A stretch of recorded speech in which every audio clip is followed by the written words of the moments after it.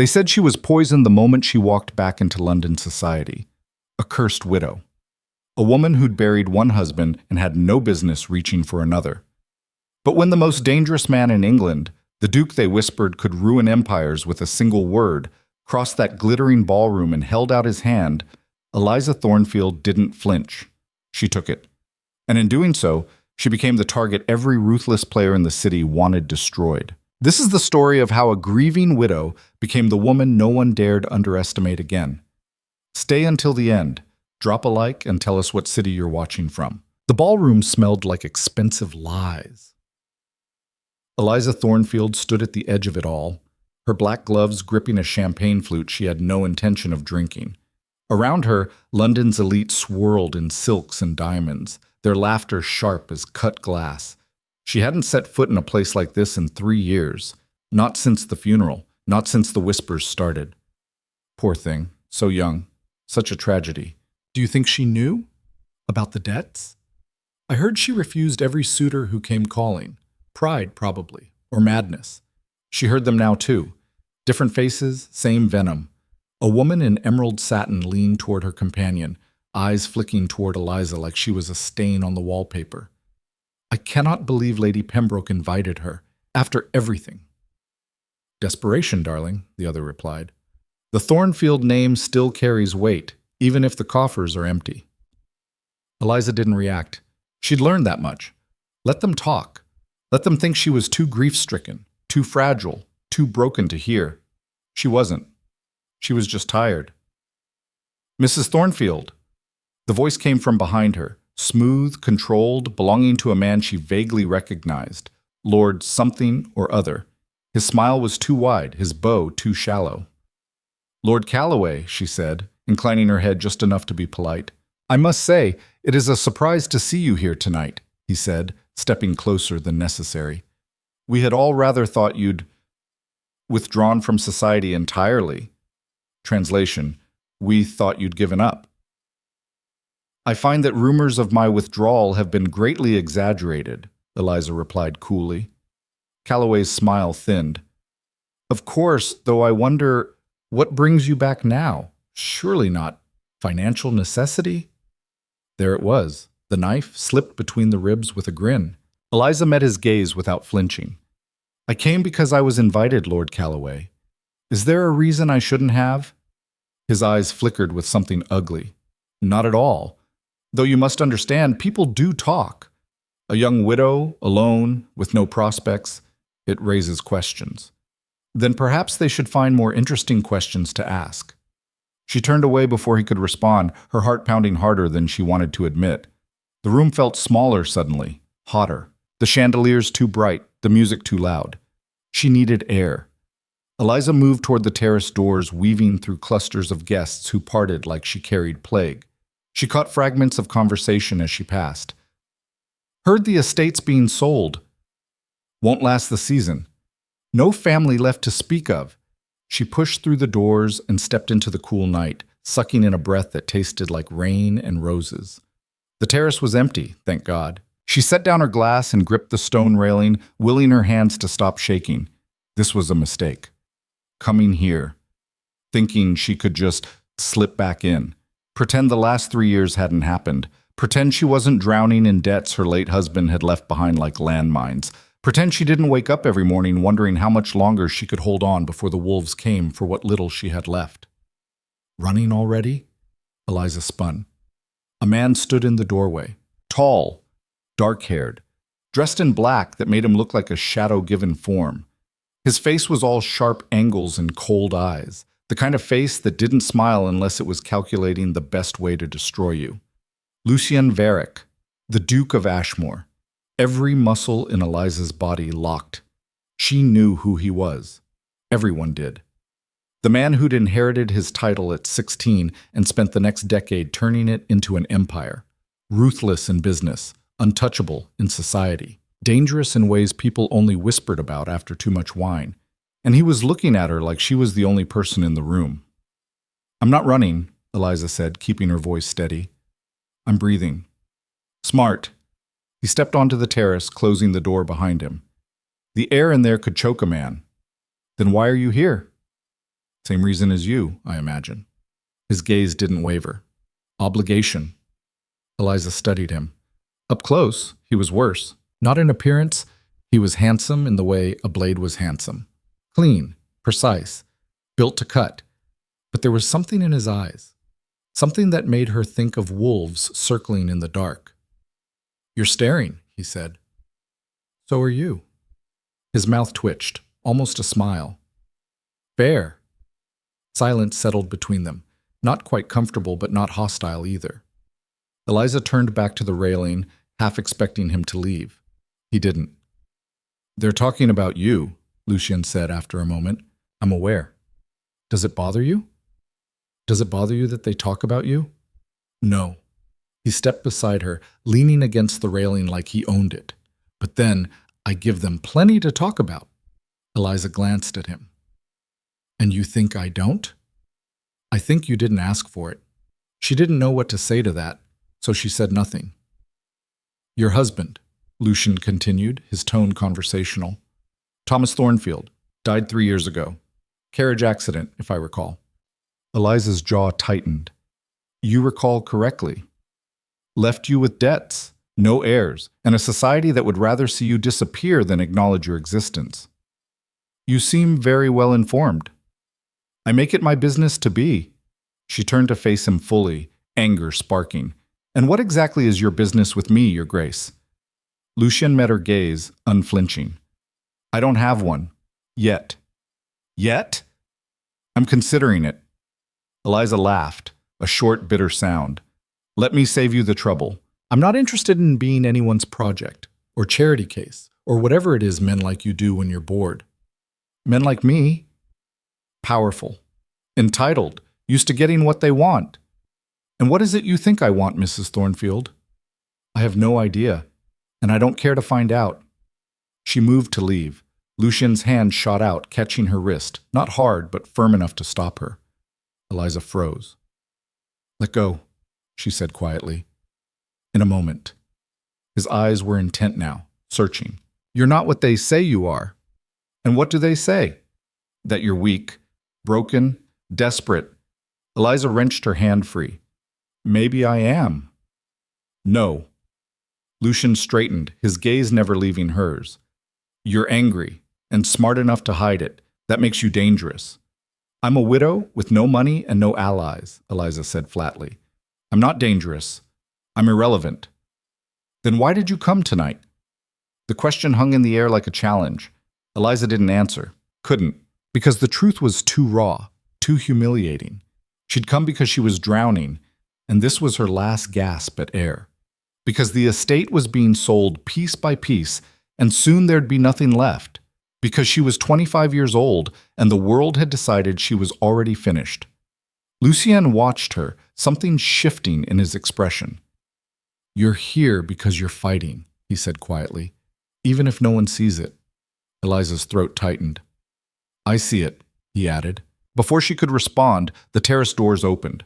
A woman stepped out, older, draped in sapphires, her face a mask of polite disdain.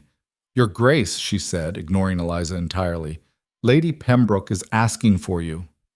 Lucien didn't move. "Tell her I'll be along shortly." The woman's smile sharpened. "She's waiting." "Then she'll continue to wait." The woman's eyes flicked to Eliza, cold and assessing, before she turned and swept back inside. Eliza exhaled slowly. "You shouldn't dance with me." She blinked. "What?" "The next waltz." Lucien extended his hand. "Dance with me." "That's insane." "Probably. Everyone will see." "That's the point." Eliza stared at him. "Why?"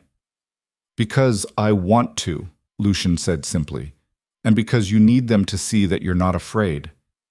"I am afraid." "I know." His hand remained outstretched. "Do it anyway." Eliza looked at that hand, elegant, steady, belonging to a man who could ruin her with a word, or protect her. She didn't know which he'd choose, didn't know if she could trust him, but she also didn't know how much longer she could keep fighting alone. She took his hand. The ballroom went silent the moment they stepped inside. Not literally. The music still played, Conversation still hummed, but Eliza felt the shift like a drop in temperature.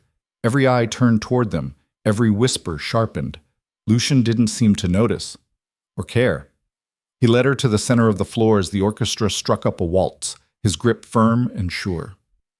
"Relax," he murmured. "Easy for you to say. They're watching because they're afraid. Of you. Of us." He pulled her into the dance before she could argue. His hand settled at her waist, hers on his shoulder, and then they were moving. Smooth, controlled, like they'd done this 1,000 times. Eliza's pulse hammered. Around them, couples joined the dance, but the space around them remained conspicuously clear. A buffer. A border. "You're tense," Lucian observed. "You're dancing with a social pariah. Forgive me for being nervous." "Oh, you're dancing with the most feared man in London," he countered. "That makes you untouchable." "Or a target," his eyes gleamed. "Same thing." Eliza's breath caught. Not from fear, from something else, something she didn't want to name. "Why are you doing this?" she asked. "I told you, no, really. Why?" Lucian was quiet for a moment, his gaze distant. Then, "Because I know what it's like to be alone in a room full of people." The honesty in his voice startled her. But, he added, a hint of a smile returning, "because I despise predictability. And you, Mrs. Thornfield, are anything but predictable. You don't know me." "Not yet." The waltz ended. Lucian released her, stepping back with a bow that was just formal enough to be proper and just informal enough to be provocative. "Thank you for the dance," he said. Eliza curtsied, her mind spinning. "Your Grace." He turned to leave, then paused. "One more thing." "Yes?" "Tomorrow, 3 o'clock, my residence. We have things to discuss. It's not a request, Mrs. Thornfield. It's an opportunity." And then he was gone, disappearing into the crowd like smoke. Eliza stood there, heart racing, acutely aware of the stares burning into her back. An older woman approached, Lady Pembroke, the hostess. Her smile was thin and calculating. "Well," she said, "aren't you full of surprises?" Eliza forced herself to meet the woman's gaze. "I do try. The Duke doesn't dance with anyone, ever." Perhaps he was feeling charitable. Lady Pembroke's eyes narrowed. Or perhaps he sees something worth his time, though I can't imagine what. The insult landed like a slap. Eliza's hands curled into fists at her sides. "Then I suppose that makes 2 of us," she said evenly. She turned and walked away, ignoring the whispers that followed her like shadows. The carriage ride home was torture. Eliza sat in the dark, rattling through London streets, replaying every moment, every word, every look. What had she done? Dancing with Lucien Varick was like painting a target on her back. The entire city would be talking by morning, speculating, scheming, and she'd agreed to meet him tomorrow. Madness.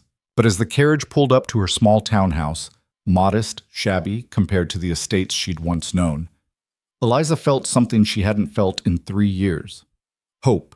Dangerous, stupid, probably doomed, but hope nonetheless. She climbed the steps, unlocked the door, and stepped into the dim foyer. The house was silent, empty. Her maid had retired hours ago. Eliza moved to the study, lighting a lamp. The desk was covered in letters, bills, notices, reminders of everything she owed and couldn't pay. She sank into the chair, exhaustion crashing over her. Tomorrow, 3 o'clock. What did he want? What could he possibly offer her that wouldn't come with strings attached? Men like Lucien Varick didn't help people out of kindness. They collected debts, called in favors, used people like chess pieces. And yet, I know what it's like to be alone in a room full of people. Eliza closed her eyes, remembering the way he'd looked at her, not with pity, not with lust, with something else. Recognition. Like he saw past the widow, the scandal, the ruin, and saw her. A knock at the door jolted her upright. Eliza frowned. It was past midnight. No one called at this hour unless... Her stomach dropped. Creditors. She moved to the window, peeking through the curtain. A figure stood on the doorstep. Too tall to be a debt collector. Too well dressed. Another knock. Sharper this time. Eliza grabbed the letter opener from the desk and moved to the door, heart pounding. "Who is it?" she called. "A friend?" The voice was unfamiliar, male, cultured. I don't have friends who visit at midnight, Eliza said. Then consider this your first. Silence. I have a message, the man continued. From the Duke. Eliza's breath caught. She unlocked the door, opening it a crack. The man on the other side was young, maybe 30, with sharp features and sharper eyes. He wore a long coat, rain damp, and held an envelope. Mrs. Thornfield, he said. My name is Nathaniel Gray. I work for His Grace. At midnight? His Grace keeps unusual hours. Nathaniel extended the envelope. He asked me to deliver this personally. Eliza took it, eyeing him warily. What is it? I don't know. I'm merely the messenger. He tipped his hat. Good evening, ma'am. And then he was gone, disappearing into the night like he'd never been there at all. Eliza closed the door, locked it, and stared at the envelope. Heavy paper, sealed with black wax bearing the Ashmore crest. She broke it open. Inside was a single sheet of paper. The handwriting was bold, precise. Mrs. Thornfield, by now you're wondering if tonight was a mistake. It wasn't, but others will try to convince you otherwise. They'll come for you. Use fear, rumors, debts. Don't give them the satisfaction. Tomorrow, 3 o'clock, come alone and bring the list. L.V. Eliza read it twice, then a third time. Bring the list. Her blood went cold. How did he know about the list? She moved back to the study, pulling open the bottom drawer of the desk. Hidden beneath a stack of old letters was a small leather journal. She opened it. Inside were names, dates, amounts, every person Thomas had owed money to, every shady deal, every secret he'd kept from her until it was too late. Eliza had spent the last 3 years trying to piece it together, trying to understand how her husband had driven them into ruin while smiling at dinner parties and buying her jewelry she never wanted. But how could Lucian possibly know about it? Unless... A chill ran down her spine. Unless he'd been watching her long before tonight. Eliza snapped the journal shut, her mind racing. This was dangerous, more dangerous than she'd realized. But it was also a chance. Maybe the only one she'd get. She tucked the journal into her cloak and extinguished the lamp. Tomorrow, 3 o'clock. She'd go. But she'd go armed with the one thing she had left. The truth. Morning came too fast. Eliza barely slept. Her dreams tangled with ballrooms and black-eyed dukes and voices whispering poison, poison, poison. She woke to rain drumming against the windows and a note slipped under her door. It was from her maid, Margaret. Ma'am, 2 gentlemen called this morning asking for you. I told them you were indisposed. They left cards. I don't trust them. M. Eliza picked up the cards. Both were from creditors, both demanding payment within the week. She crumpled them and threw them into the cold fireplace. The day crawled by. She tried to read, tried to eat, tried to distract herself. Nothing worked. At 2:30, she dressed carefully. Simple. Practical. A dark blue gown that didn't scream poverty but didn't pretend wealth either. She tucked the journal into her satchel and pulled on her cloak. Margaret appeared in the doorway, worry etched into her lined face. Are you sure about this, ma'am? She asked quietly. No, Eliza admitted. But I'm going anyway.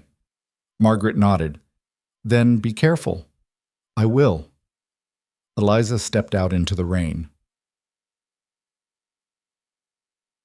The Duke's residence was in Mayfair. Of course it was. Eliza had passed it before, tall, imposing, surrounded by iron gates and manicured gardens. It looked like a fortress disguised as a house. A servant met her at the door, silent and efficient, and led her through halls lined with dark wood and darker paintings. Everything about the place screamed power, control. They stopped outside a set of double doors. His Grace is expecting you, the servant said, and opened the doors. Eliza stepped inside. The room was a study. Massive. Shelves lined with books. A fire crackling in the hearth. And at the center, behind a desk that could double as a battlefield, sat Lucian Varick. He looked up as she entered. Mrs. Thornfield, he said. Punctual. I appreciate that. You didn't give me much choice. No. He gestured to a chair. Sit. Eliza sat, keeping her satchel close. Lucian leaned back, studying her with that unnerving intensity. You brought it. How did you know about it? I know a great many things. That's not an answer. No, he agreed. But it's the only one you're getting right now. Eliza's jaw tightened. Why am I here? Lucian stood, moving around the desk to lean against it, arms folded. Because you're in trouble, deep trouble, and I'm the only person in this city who can help you. At what cost? Smart question. His smile was faint, approving. The cost is simple. You work for me. Eliza blinked. I'm sorry? You're intelligent, observant, and you have something I need. Which is? Access. She frowned. To what? To the people who destroyed your husband, Lucien said, and who are now trying to destroy me. The room tilted. I don't understand, Eliza said slowly. Lucien moved to the fireplace, staring into the flames. Your husband owed money to men who don't forgive debts. Men who use people like pawns. When he couldn't pay, they killed him. Eliza's heart stopped. No. It was an accident. The inquest. The inquest was bought, Lucien interrupted. Just like the constable. Just like the magistrate. You're lying. I wish I were. He turned to face her. Thomas Thornfield was in over his head. He borrowed from the wrong people, made promises he couldn't keep, and when they came to collect, he tried to run. They made it look like an accident, clean, simple, no questions asked. Eliza couldn't breathe, couldn't think. Why are you telling me this? She whispered. Because those same men are coming for me now, Lucien said, and I need to know who they are, where they operate, how they move. He paused. That list you're carrying, it's the key. Eliza clutched the satchel tighter. Even if that's true, why would I help you? Because if you don't, they'll come for you next. His gaze was steady, unflinching. You're a loose end, Mrs. Thornfield, and loose ends get tied up, permanently. Terror clawed at her throat. Or, Lucien continued, his voice softening, you can fight back. With me. I'm nobody, Eliza said hoarsely. I can't. You're not nobody. He stepped closer. You're the woman who survived 3 years of hell without breaking, who walked into that ballroom last night knowing they'd tear you apart and did it anyway. You're stronger than you think, and I need that strength. Eliza looked up at him, searching his face for the lie. She didn't find one. What do you want me to do? She asked finally. Lucien smiled, a real smile this time, sharp and dangerous and full of promise. I want you to become someone they'll never see coming, he said, and then we're going to burn their world down. Eliza's hand stopped shaking. For the first time in 3 years, she felt something other than fear. She felt fury. All right, she said quietly. I'm in. Lucien extended his hand. Eliza took it, and the war began. The first lesson came 3 days later. Eliza arrived at Lucien's residence at dawn, as instructed. The city was still half asleep, fog clinging to the streets like wet wool. She'd barely slept herself. Every time she closed her eyes, she saw Thomas, his smile, his lies, the carriage overturned in the rain. They killed him. The thought made her sick and furious. Nathaniel Gray met her at the door, his expression unreadable. This way, he said. He led her not to the study, but down, through a narrow hallway, down a flight of stone steps, into a room that smelled like leather and gunpowder.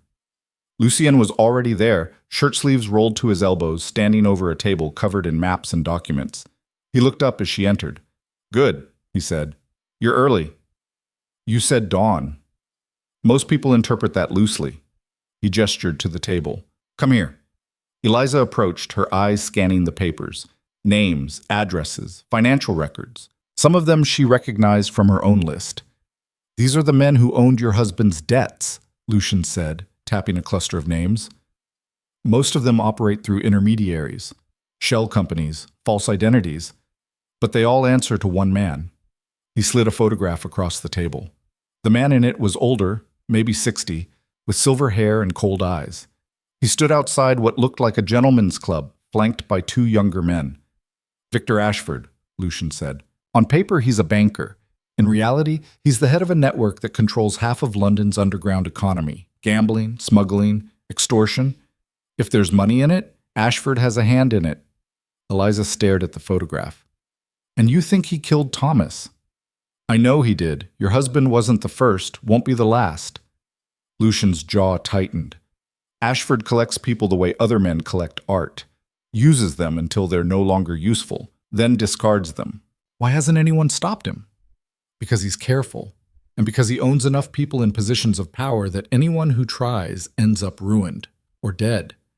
Eliza's hands curled into fists. What does he want with you? Lucian hesitated. It was the first time she'd seen him uncertain.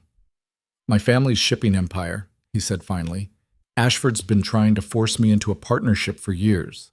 I've refused. So now he's escalating, sabotaging shipments, bribing dock workers, spreading rumors about my business practices. He looked at her. Last month, one of my warehouses burned. 3 men died. And you think it was him? I know it was him. I just can't prove it. Eliza exhaled slowly. So what's the plan? We get close to him, Lucian said. Close enough to see how he operates, who his allies are, where he's vulnerable. How? Through you. Eliza's stomach dropped. What? Lucian straightened, his gaze steady. Ashford collects people, especially people he thinks he can control. A young widow with debts and no protection? You're exactly the kind of person he'd want to bring into his orbit. You want me to what? Walk up to him and offer myself as bait? Not quite. Lucien pulled out another document. There's a charity auction next week. Ashford will be there. So will half of London's elite. You'll attend. Make yourself visible. Let him come to you. Eliza's pulse hammered. And then what? Then you listen. Observe. Report back to me. He paused. And if he makes an offer, you consider it. Consider it? Carefully, Lucian clarified. We need him to think you're vulnerable, desperate, someone he can manipulate. I am desperate, Eliza said flatly. I know, but you're not weak, and that's the difference. Lucian leaned against the table, arms folded. Ashford will underestimate you. They all will. That's your advantage. Eliza looked down at the photograph again, at the man who'd ordered her husband's death, who was trying to destroy Lucian, who thought people were tools to be used and discarded. What if I can't do this? She asked quietly. You can. You don't know that. Yes, I do. Lucien's voice softened. You walked into that ballroom knowing you'd be torn apart. You came here knowing I could be lying. You're still standing. That's not luck, Mrs. Thornfield. That's strength. Eliza met his gaze. For a moment, the room felt smaller, warmer. Then Nathaniel cleared his throat from the doorway. Your Grace, he said. You have a visitor. Lucien frowned. Who? Lady Vivian Harrow. Every muscle in Lucian's body went rigid. Tell her I'm unavailable, he said. I already did. She insists. Lucian's jaw worked. Then, fine. Show her to the drawing room. I'll be there shortly. Nathaniel nodded and disappeared. Eliza raised an eyebrow. Who's Lady Vivian Harrow? Trouble, Lucian said shortly. He grabbed his jacket from the back of a chair.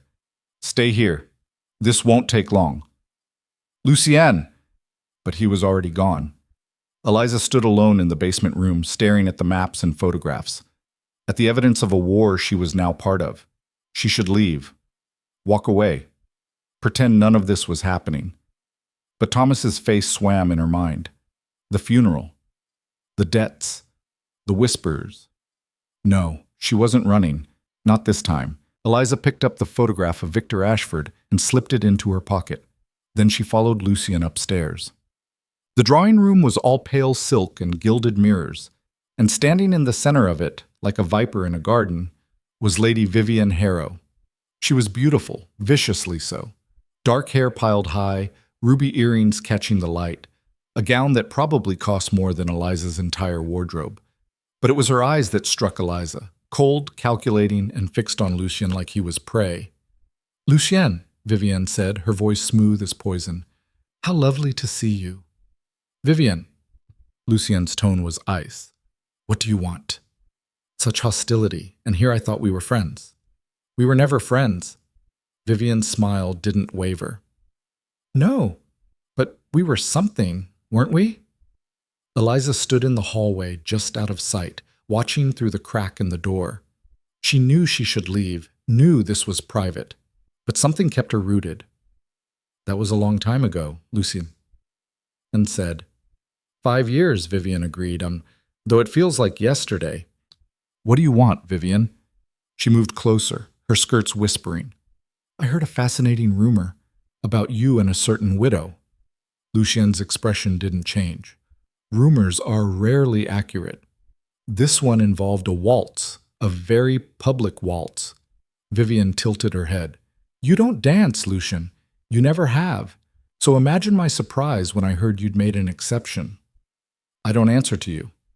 No, but you do care about appearances. And dancing with Eliza Thornfield? That's quite the statement. Eliza's breath caught at hearing her own name. She's nobody, Vivian continued. A widow with debts and no prospects. Unless, her eyes gleamed, unless you're planning something. Leave it alone, Vivian. Or what? She stepped closer, close enough to touch. You'll cut me out? Ruin me? You've tried that before, darling. It didn't work. Lucien's hands clenched. I'm warning you. And I'm warning you. Vivian's voice dropped, venomous. Whatever you're planning with that woman, it won't work. Ashford's already noticed her, and when he wants something, he gets it. Eliza's blood went cold. Lucien's face darkened. How do you know about Ashford? Vivian smiled. I know everything, darling. It's what I do.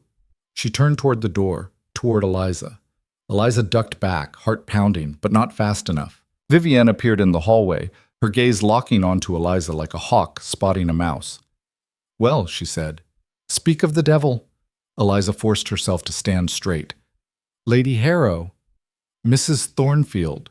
Vivian's smile was all teeth. How lovely to finally meet you properly. I've heard so much. I'm sure you have. Listening at doors now? Vivian's eyes glittered. How very resourceful. Lucien appeared behind her. That's enough. Is it? Vivian glanced between them. You know, Lucien, if you wanted a project, you could have chosen someone less damaged. Eliza's jaw tightened. I'm standing right here. Oh, I know. Vivian stepped closer, her perfume cloying. Tell me, Mrs. Thornfield, do you know what happened to the last woman Lucien tried to protect? Vivian, Lucien's voice was dangerous. She ended up in a scandal so devastating she fled the country. Vivian continued, ignoring him, never to be seen again. So I do hope you're prepared for what comes next. Eliza met her gaze without flinching. I appreciate the concern, but I can take care of myself. Vivian laughed. Can you? How charming. She turned to Lucien. Do give my regards to Ashford when you see him. I'm sure he'll be delighted to hear about your new arrangement. She swept past them, her skirts brushing Eliza's leg, and disappeared down the hallway. The front door slammed. Silence. Eliza turned to Lucien. What the hell was that? Lucien's face was stone.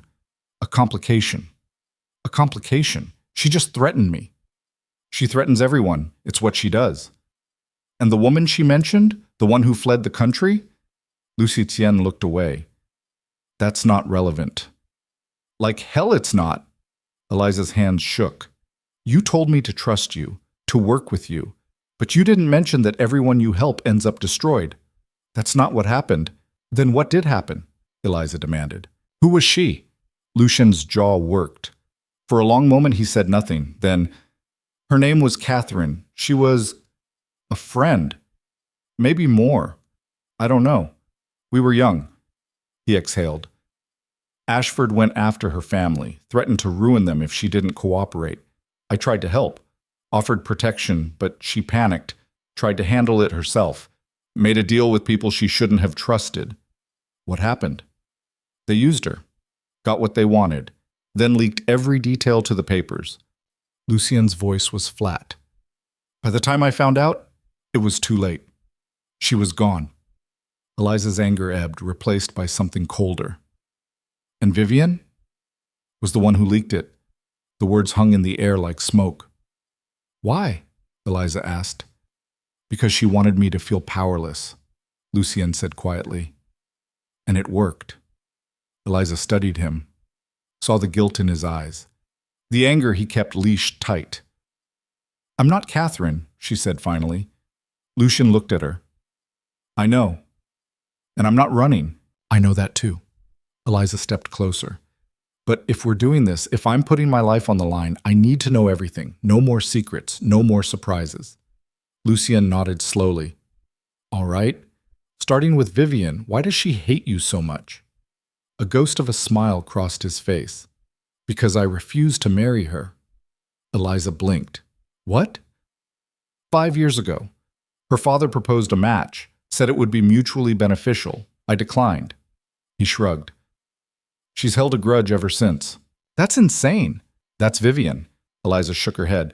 This city is a nightmare. Yes, Lucien agreed, but it's our nightmare now. Despite everything, Eliza almost smiled. The auction, she said. When is it? Saturday. 3 days. Yes. Eliza took a breath. Then we'd better get to work. The next 3 days were a blur. Lucien taught her how to read people, how to spot lies in body language, how to ask questions without seeming to ask, how to disappear into a conversation while remembering every word. Society is theater, he told her one afternoon, the two of them alone in his study. Everyone's playing a role. The trick is figuring out who's acting and who's not. And if everyone's acting, then you act better. He also had Nathaniel teach her self-defense, just basics. How to break a grip, where to strike if cornered, how to carry a knife without anyone noticing. You won't need it, Nathaniel said, but it's better to have it and not need it than the reverse. Eliza learned fast, partly because she had to, partly because she was tired of being helpless. On the second day, a dressmaker arrived, a stern woman named Madame Colette, who measured Eliza like she was assessing a horse. You want her to look expensive but not desperate, Lucien instructed. Elegant, untouchable. Madame Colette sniffed. I know my business, Your Grace. The gown arrived the next morning. Deep emerald silk with black lace at the sleeves. Understated, beautiful. Nothing like the morning clothes Eliza had worn for 3 years. She stared at herself in the mirror, barely recognizing the woman looking back. You look like you could kill a man, Nathaniel observed from the doorway. Good, Eliza said. That evening, Lucien summoned her to the study one last time. Tomorrow, he said, Ashford will be there, along with half the people who want to see you fail. I know. If this goes wrong, it won't. Lucien's gaze softened. You're certain? Eliza met his eyes. No, but I'm doing it anyway. He smiled, a real smile, rare and genuine. Then let's make it count. The auction was held at the Pembroke estate, a sprawling manor on the edge of the city. Carriages lined the drive, lanterns lit the grounds. Inside, the rooms glittered with wealth and cruelty in equal measure. Eliza arrived alone, as planned. Lucien would come later, separately. They couldn't afford to be seen together. Not yet. She stepped into the ballroom, her new gown drawing eyes immediately. Whispers started. Is that Eliza Thornfield? Where did she get that dress? Eliza ignored them, kept her chin high, moved through the crowd like she belonged. A waiter offered champagne. She took it, but didn't drink. Mrs. Thornfield. She turned. A man stood there, tall, handsome in a practiced way. His smile didn't reach his eyes. Lord Calloway, Eliza said coolly, the same man who'd insulted her at the last ball. I must say, you look different, he said. Do I? Considerably more alive. Eliza's grip tightened on the glass. I'm flattered. Are you here alone? Does it matter? Calloway's smile thinned. Merely curious. One hears things. And what does one hear? That you've caught the attention of certain powerful individuals. Eliza's pulse quickened. Gossip is rarely accurate, Lord Calloway. Perhaps. He leaned closer. But I'd be careful, if I were you. Powerful men have a habit of discarding things when they're done with them. Before Eliza could respond, another voice cut through. Lord Calloway, How tiresome to see you monopolizing Mrs. Thornfield's time." Eliza turned. The man approaching was older, silver-haired, cold-eyed. Victor Ashford. Her breath stopped. He smiled, charming, practiced, utterly false. "Mrs. Thornfield," he said, extending his hand. "Victor Ashford. I don't believe we've been properly introduced." Eliza forced herself to take his hand. His grip was firm, possessive. "Mr. Ashford," she said. "A pleasure." "The pleasure is mine." He glanced at Calloway. "Do excuse us, Calloway. I'd like a word with the lady." Calloway hesitated, then retreated. Ashford turned back to Eliza, his eyes assessing. "You've caused quite a stir tonight." "Have I?" "A widow in emerald silk arriving alone, looking like she owns the room? Of course you have." He gestured toward the terrace. "Walk with me." It wasn't a request. Eliza's heart hammered, but she nodded. They stepped outside. The air was cold, sharp. Ashford moved to the railing, gazing out at the gardens. "You're wondering why I wanted to speak with you," he said. "I am." "I make it my business to know interesting people," Ashford said. "And you, Mrs. Thornfield, are very interesting." "I'm a widow with debts, hardly interesting." "On the contrary." He turned to face her. "You're a woman who survived 3 years of hardship without breaking, who walks into rooms full of people who despise her and doesn't flinch. That takes strength. And strength is valuable." Eliza kept her face neutral. "What do you want, Mr. Ashford?" "Direct." "I like that." He smiled. "I want to help you." "Help me?" "Your late husband owed a great deal of money, to a great many people." Ashford's tone was casual. "I could make those debts disappear." Eliza's stomach churned. "Why would you do that?" "Because I believe in investments. And you, my dear, are an investment worth making." "In exchange for what?" Ashford's smile widened. "Loyalty. Information. Access to certain circles." Eliza's mind raced. This was it. The moment Lucian had prepared her for. "I don't understand," she said carefully. "You don't need to. Not yet." Ashford stepped closer. "All you need to know is that I can give you everything you've lost. Money, status, protection. All I ask in return is that you trust me." "Trust is earned, Mr. Ashford." "Then let me earn it." He pulled a card from his pocket. "Come to my office tomorrow. We'll discuss the details." Eliza took the card. Her hands didn't shake. "I'll consider it," she said. "Do more than consider." Ashford's eyes hardened. "Opportunities like this don't come twice." He turned and walked back inside, leaving Eliza alone on the terrace. She exhaled slowly, her heart pounding so hard she thought it might burst. She'd done it. She'd gotten his attention. Now came the hard part. A hand touched her shoulder. Eliza spun, reaching for the knife hidden in her sleeve.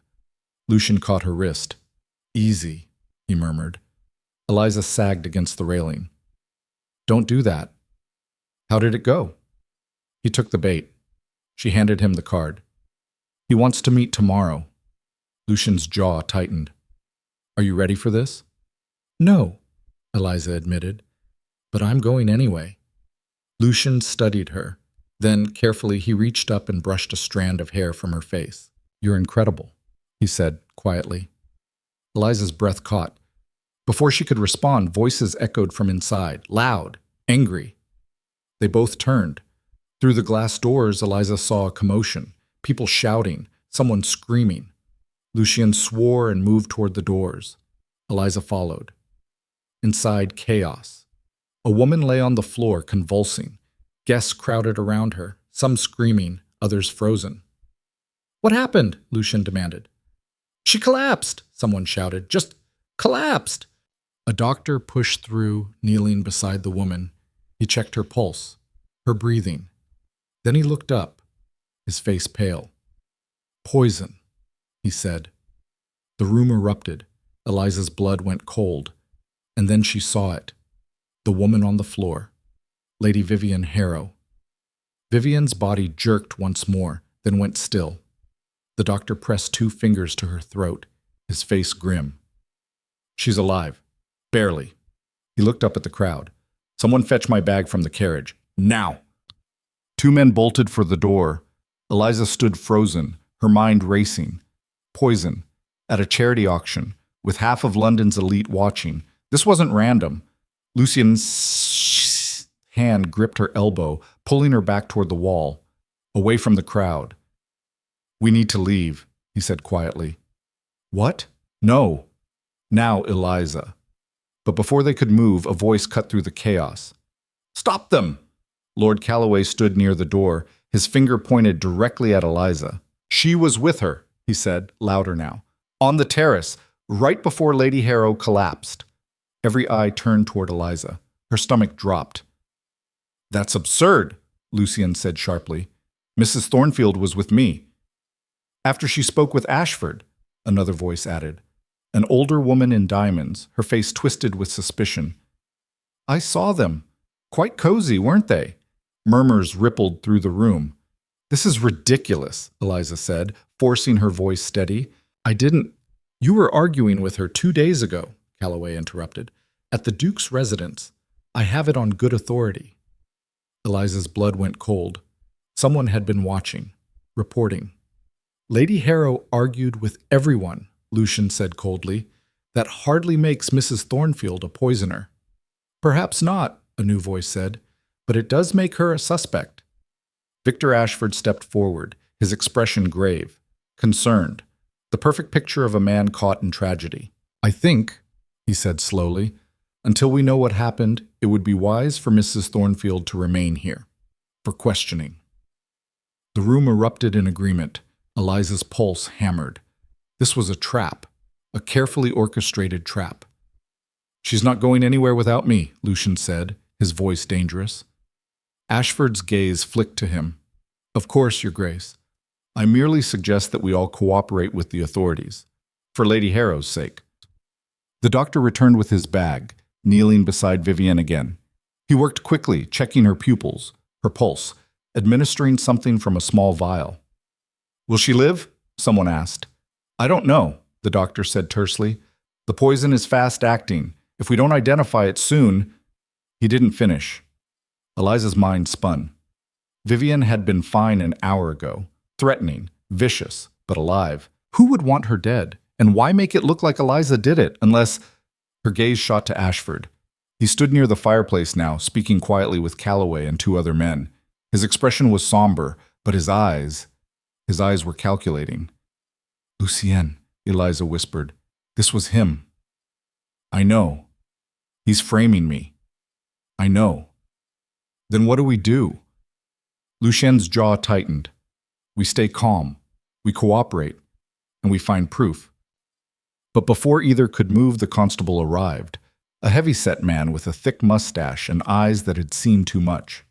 "Right then," he said, surveying the room. "Who's in charge here?" "I am," Ashford said smoothly. "Victor Ashford. This is my event." The constable nodded. "And the victim?" "Lady Vivienne Harrow. She collapsed approximately 10 minutes ago. The doctor believes she was poisoned." "Poisoned." The constable pulled out a notebook. "Any witnesses?" "Several," Ashford said. He gestured toward Eliza. "Including Mrs. Thornfield, who was seen speaking with Lady Harrow shortly before the incident." The constable's gaze swung to Eliza. "That true?" "I spoke with her briefly," Eliza said carefully. "But I didn't—" "She also had motive," Calloway interjected. "Lady Harrow publicly humiliated her just days ago." "That's not—" Eliza started. "And she arrived here under suspicious circumstances," the woman in diamonds added. "A widow with no money, suddenly dressed like royalty. Where did the funds come from, I wonder?" The constable scribbled notes. "I'll need to question everyone, starting with you, Mrs. Thornfield." "She'll answer your questions," Lucian said, "with her solicitor present." "I don't have a solicitor," Eliza said quietly. "You do now." Lucian turned to the constable. "Mrs. Thornfield is under my protection. Any questioning will be done in proper legal fashion." The constable's eyes narrowed. "Protecting her, are you, Your Grace? Interesting." "It's called basic decency," Lucian said coldly. "You should try it." The constable's face darkened. "Careful, Your Grace. I don't care how much money you have. If Mrs. Thornfield is guilty, she's not." Then she won't mind answering a few questions. The two men stared at each other, the tension thick enough to choke on. Finally, the constable turned back to Eliza. Mrs. Thornfield, did you have any interaction with Lady Harrow's food or drink tonight? No. Did you see anyone else interact with it? No, I wasn't near her except for a brief conversation. About what? Eliza hesitated. She warned me about getting involved with dangerous people. Such as? She didn't specify. The constable wrote something down. And where were you when she collapsed? On the terrace, with the Duke. Convenient. The constable glanced at Lucien. And you can confirm this, Your Grace? Completely. The constable closed his notebook. I'll need statements from everyone present, and Mrs. Thornfield, don't leave the city. She won't, Lucien said. The constable nodded and moved toward the doctor. Eliza exhaled shakily. Lucien's hand found hers, squeezing once. We're getting out of here, he murmured. But as they turned toward the door, Ashford blocked their path. Leaving so soon? He said pleasantly. Unless you plan to detain us, Lucien said. Not at all. Ashford's smile was thin. Though I must say, this is quite the scandal, isn't it? A poisoning at my charity auction. And the prime suspect happens to be your associate. She's not a suspect, Lucien said through gritted teeth. The constable seems to think otherwise. Ashford glanced at Eliza. Such a shame. I had such high hopes for you, Mrs. Thornfield. Eliza met his gaze. I didn't poison anyone. Of course not, Ashford said smoothly. But appearances matter, and right now you look very guilty. And you look very pleased about it, Lucien said. Ashford's smile widened. Do I? How perceptive. He leaned closer, his voice dropping. A word of advice, Your Grace. Be careful who you align yourself with. Sometimes the people we try to protect end up destroying us. Lucien's hand clenched into a fist. Ashford stepped aside. Enjoy your evening. They left. The carriage ride back was silent. Eliza stared out the window, watching London blur past. Her hands wouldn't stop shaking. He did this, she said finally. Ashford. He poisoned her. Probably. Why? Lucien leaned back against the seat, his face shadowed. To send a message. To me. To you. To anyone thinking of crossing him.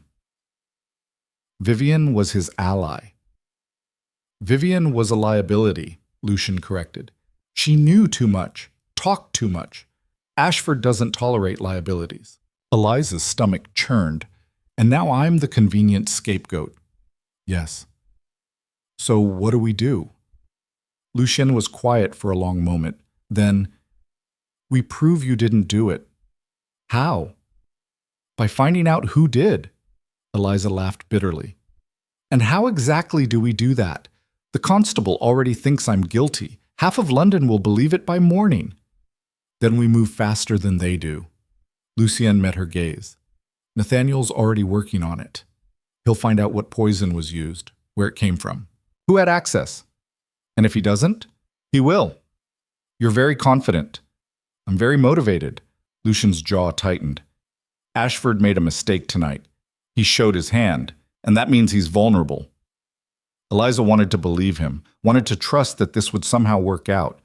But all she could see was Vivian's body convulsing on the floor, the constable's suspicious gaze, the whispers already spreading like wildfire.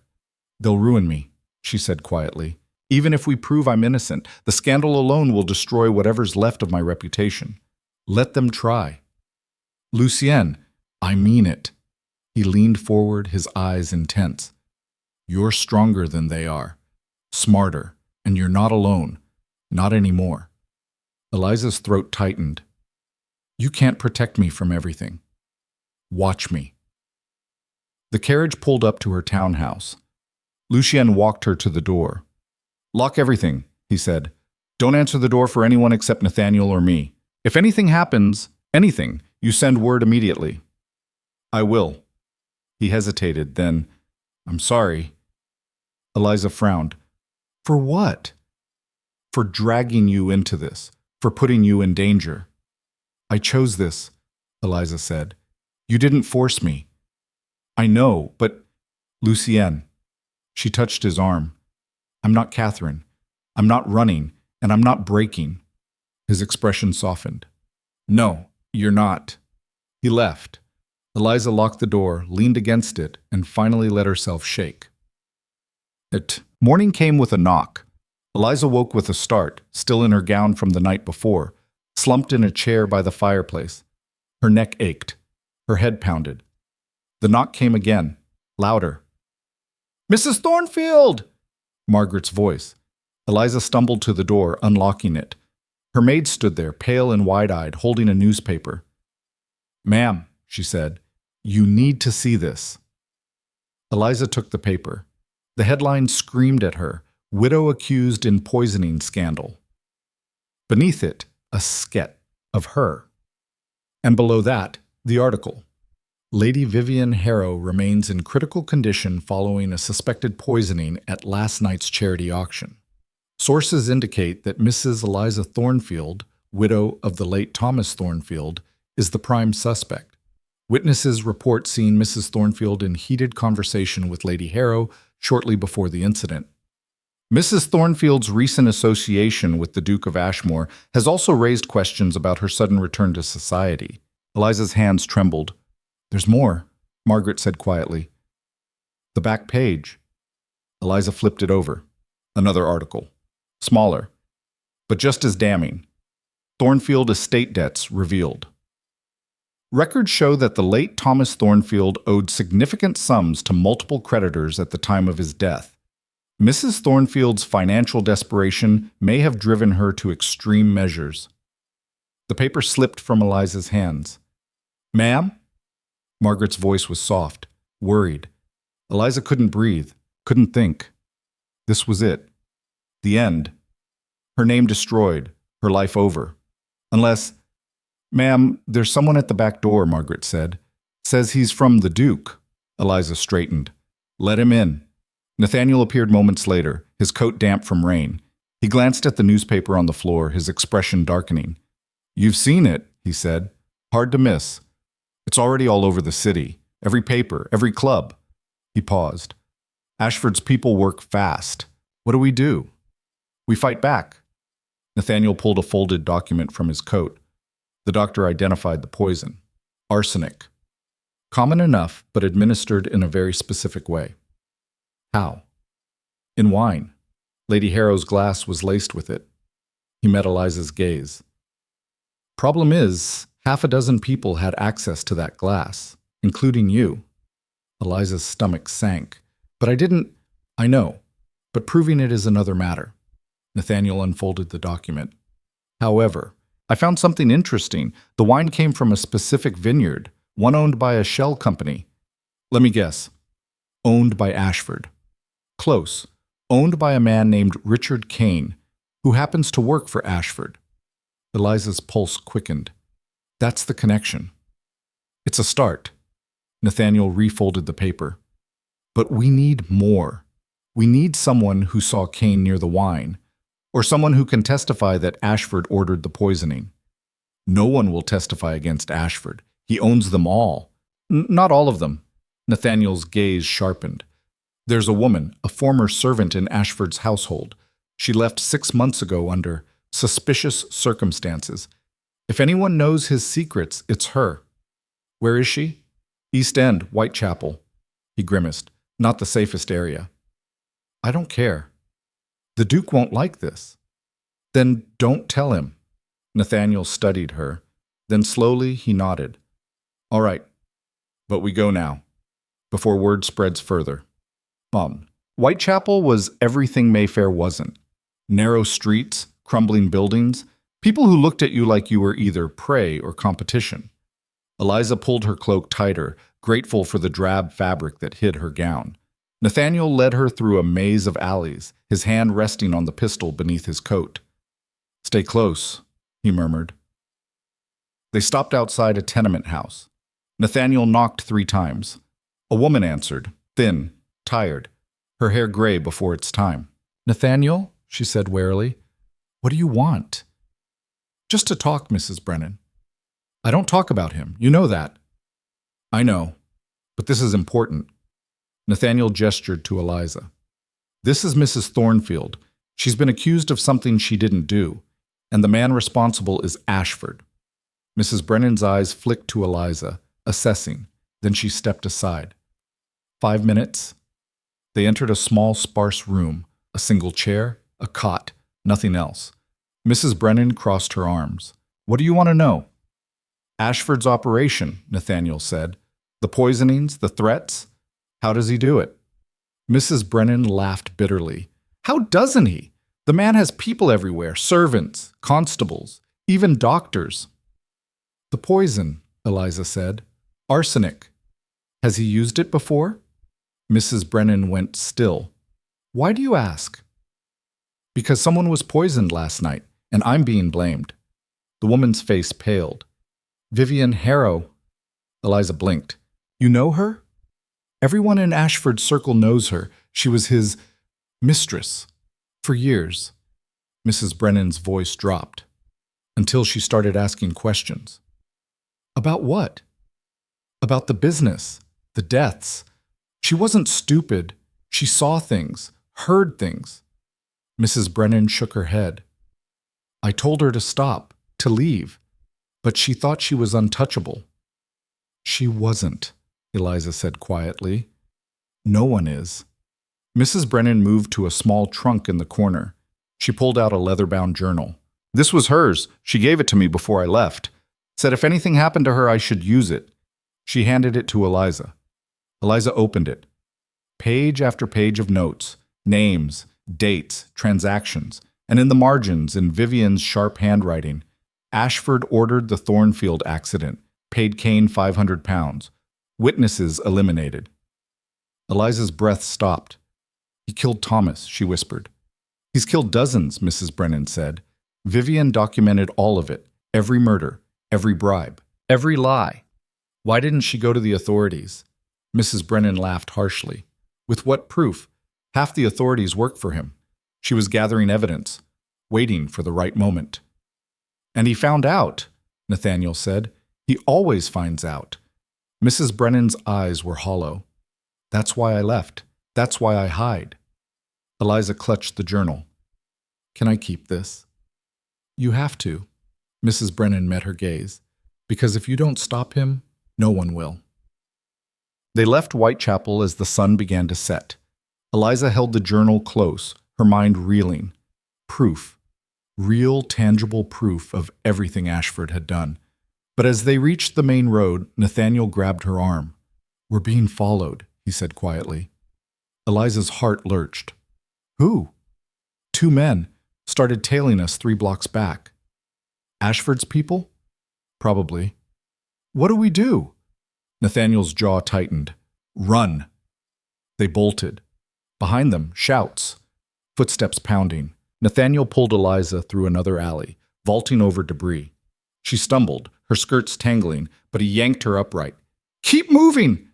They burst onto a crowded street. Nathaniel flagged a carriage. Drive, he shouted, shoving Eliza inside. Now! The carriage lurched forward. Eliza looked back. The 2 men stood in the street, watching. One of them raised a hand. A gunshot cracked. The carriage window shattered. Eliza screamed. Nathaniel shoved her down, glass raining over them. Go, he yelled at the driver. Faster! The carriage careened through the streets, wheels rattling, until finally, the pursuit faded. Eliza sat up, shaking, blood trickling from a cut on her cheek. Are you hurt? Nathaniel demanded. I'm fine. Her voice came out steadier than she felt. The journal. She still had it, clutched against her chest. Nathaniel exhaled. We need to get you to the Duke. Now, Wab. Lucian's face when he saw her was something Eliza would remember forever. Rage.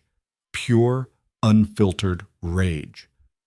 What the hell happened? He demanded, gripping her shoulders. We found proof, Eliza said. She held up the journal. Vivian's journal. It's all here. Everything Ashford's done. Lucian took it, his hand shaking. He flipped through pages, his expression darkening with every word. He looked up. This is enough to destroy him.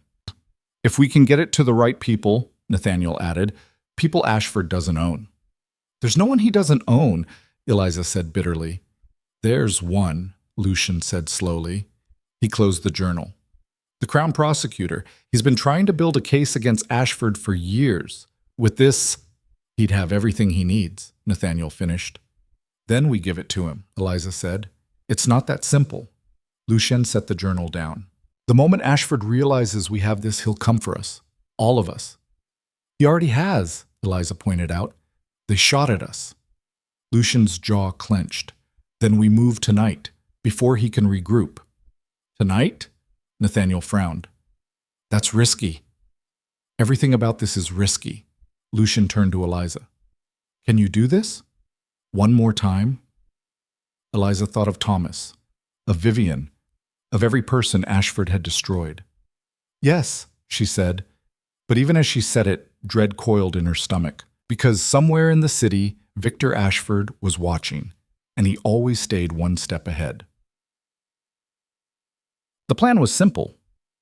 Too simple, Eliza thought. They'd go to the Crown Prosecutor's office, hand over the journal, let the law handle it. But as their carriage approached the building, something felt wrong. The street was empty, too empty. Stop the carriage, Lucian said sharply. The driver pulled to a halt. Lucian peered out the window. Something's off. Agreed, Nathaniel murmured. His hand moved to his pistol, and then the doors burst open. Constables, 6 of them, armed. Mrs. Eliza Thornfield, the lead constable said, you're under arrest for the attempted murder of Lady Vivian Harrow. Eliza's blood turned to ice. This is absurd, Lucian said. She's innocent. Step aside, Your Grace, or I'll arrest you for obstruction. Lucian's face went white with fury, but before anyone could move, another figure appeared, Victor Ashford. He smiled. Good evening, he said pleasantly. What a terrible misunderstanding this has all been. Eliza stared at him, at the constables, at the trap closing around her, and she understood. This was never about Vivian. It was about her, about silencing her before she could speak. Get her out of the carriage, the constable ordered. Hands grabbed Eliza's arms. She struggled, but they were too strong. Lucienne, she shouted. I'll fix this, he said, his voice shaking. I swear. Step back, Your Grace, the constable warned. They dragged Eliza toward a waiting prison wagon, and the last thing she saw before the door slammed shut was Ashford's smile, cold, victorious, and utterly merciless. Vivian's body jerked once more, then went still. The doctor pressed 2 fingers to her throat, his face grim. She's alive! Barely! He looked up at the crowd, his voice sharp. Someone fetch my bag from the carriage, now! 2 men bolted for the door. Eliza stood frozen, her mind racing. Poison, at a charity auction, with half of London's elite watching. This wasn't random, this was calculated, deliberate. Someone wanted Vivian dead, and they wanted it to happen here, in front of everyone. Lucian's hand gripped her elbow, pulling her back toward the wall, away from the crowd pressing in around Vivian's unconscious form. We need to leave, he said quietly, his voice tight. What? No, we can't just... Now, Eliza. But before they could move, a voice cut through the chaos like a blade. Stop them! Lord Calloway stood near the door, his finger pointed directly at Eliza. His face was pale, but his eyes were bright with something ugly. Triumph, maybe. Or fear. She was with her, he said, louder now. On the terrace, right before Lady Harrow came back inside and collapsed. Every eye in the room turned toward Eliza. Her stomach dropped. The air changed. Suddenly she wasn't a guest anymore. She was prey. That's absurd, Lucian said sharply, stepping in front of her. Mrs.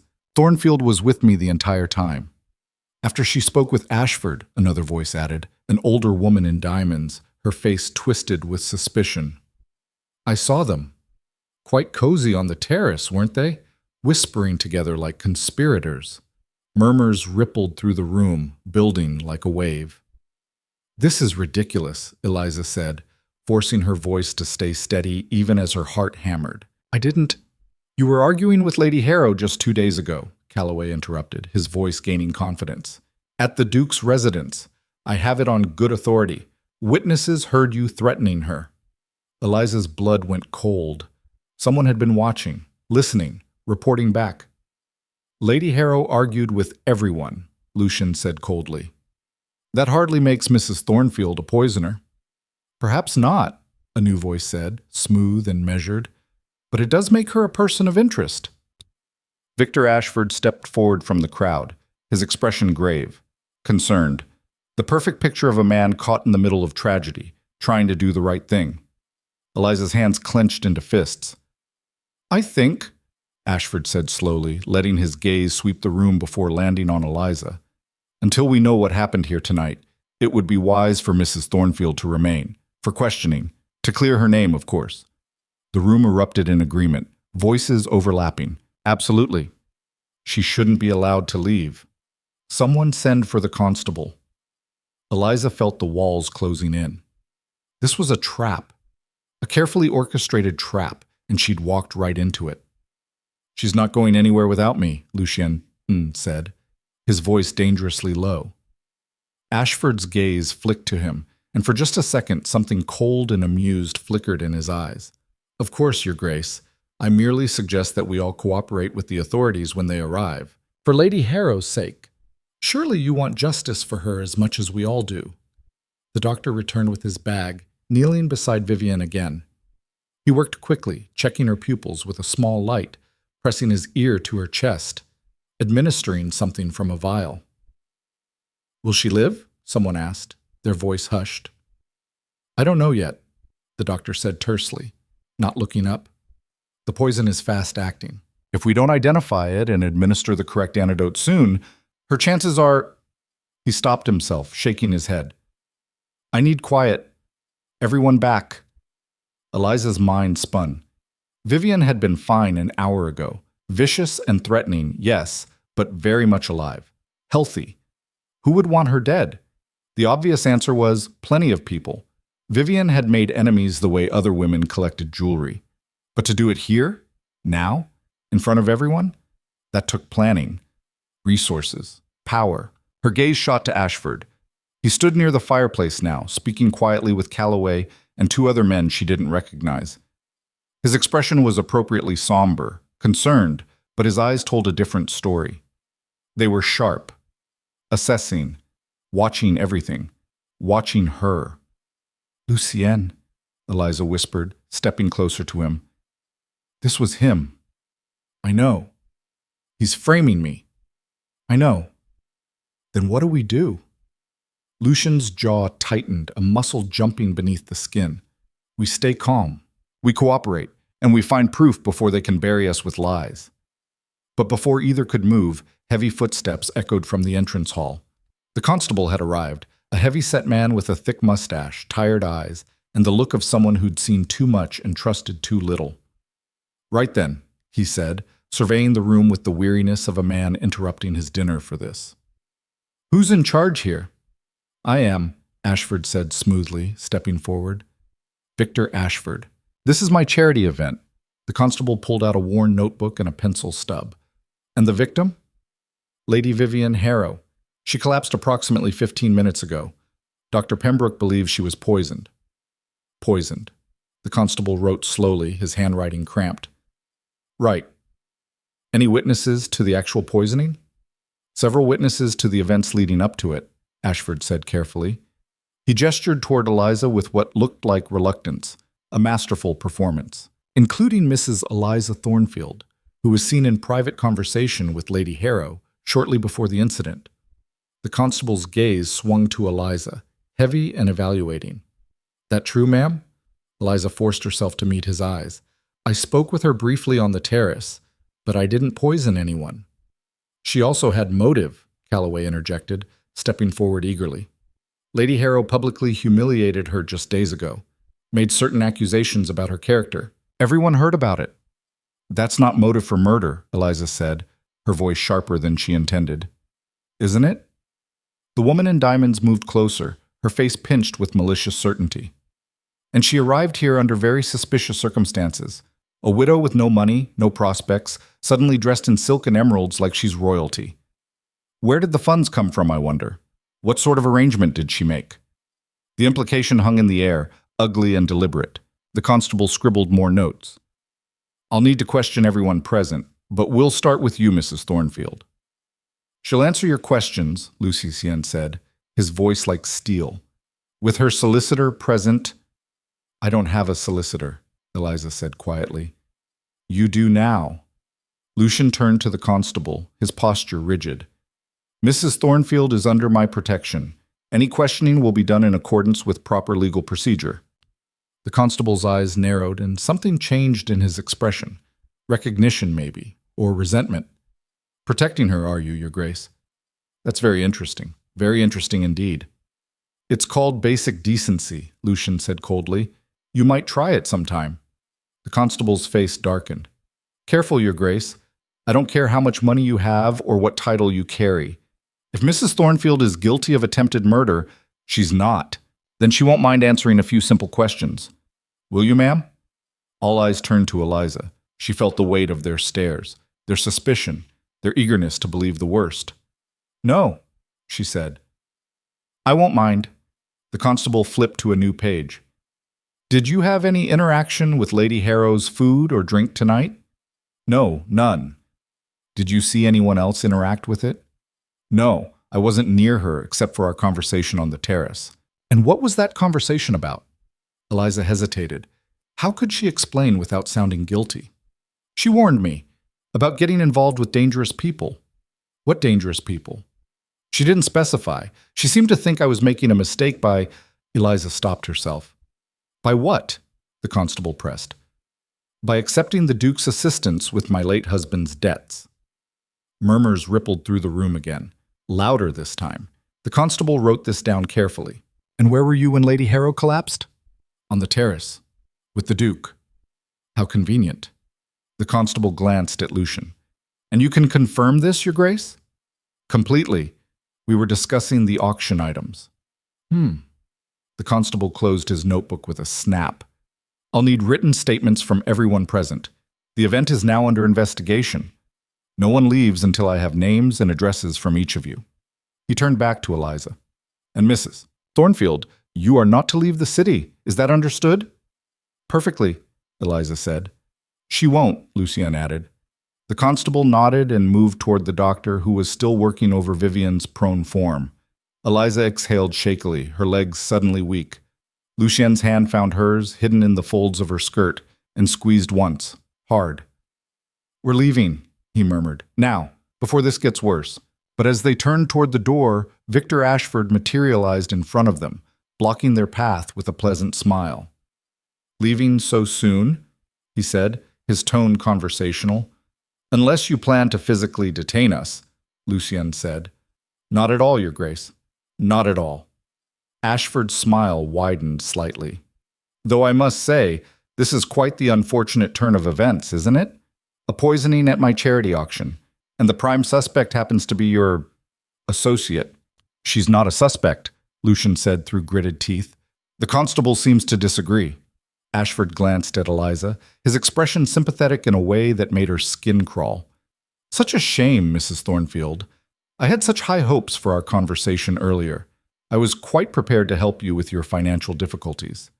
How generous, Eliza said flatly. I thought so. Ashford's gaze sharpened. But now I'm afraid any association with you would be problematic. For my reputation, you understand. Of course, Lucien said. We wouldn't want to damage your sterling reputation. Ashford's smile turned cold. No, we wouldn't. He leaned slightly closer, dropping his voice so only they could hear. A word of advice, Your Grace. Be very careful who you choose to protect. Sometimes the people we try to save end up destroying us instead. Lucien's hand clenched into a fist at his side, but his voice remained level. I'll keep that in mind. Ashford stepped aside, gesturing toward the door with mock courtesy. Do give my regards to your solicitor.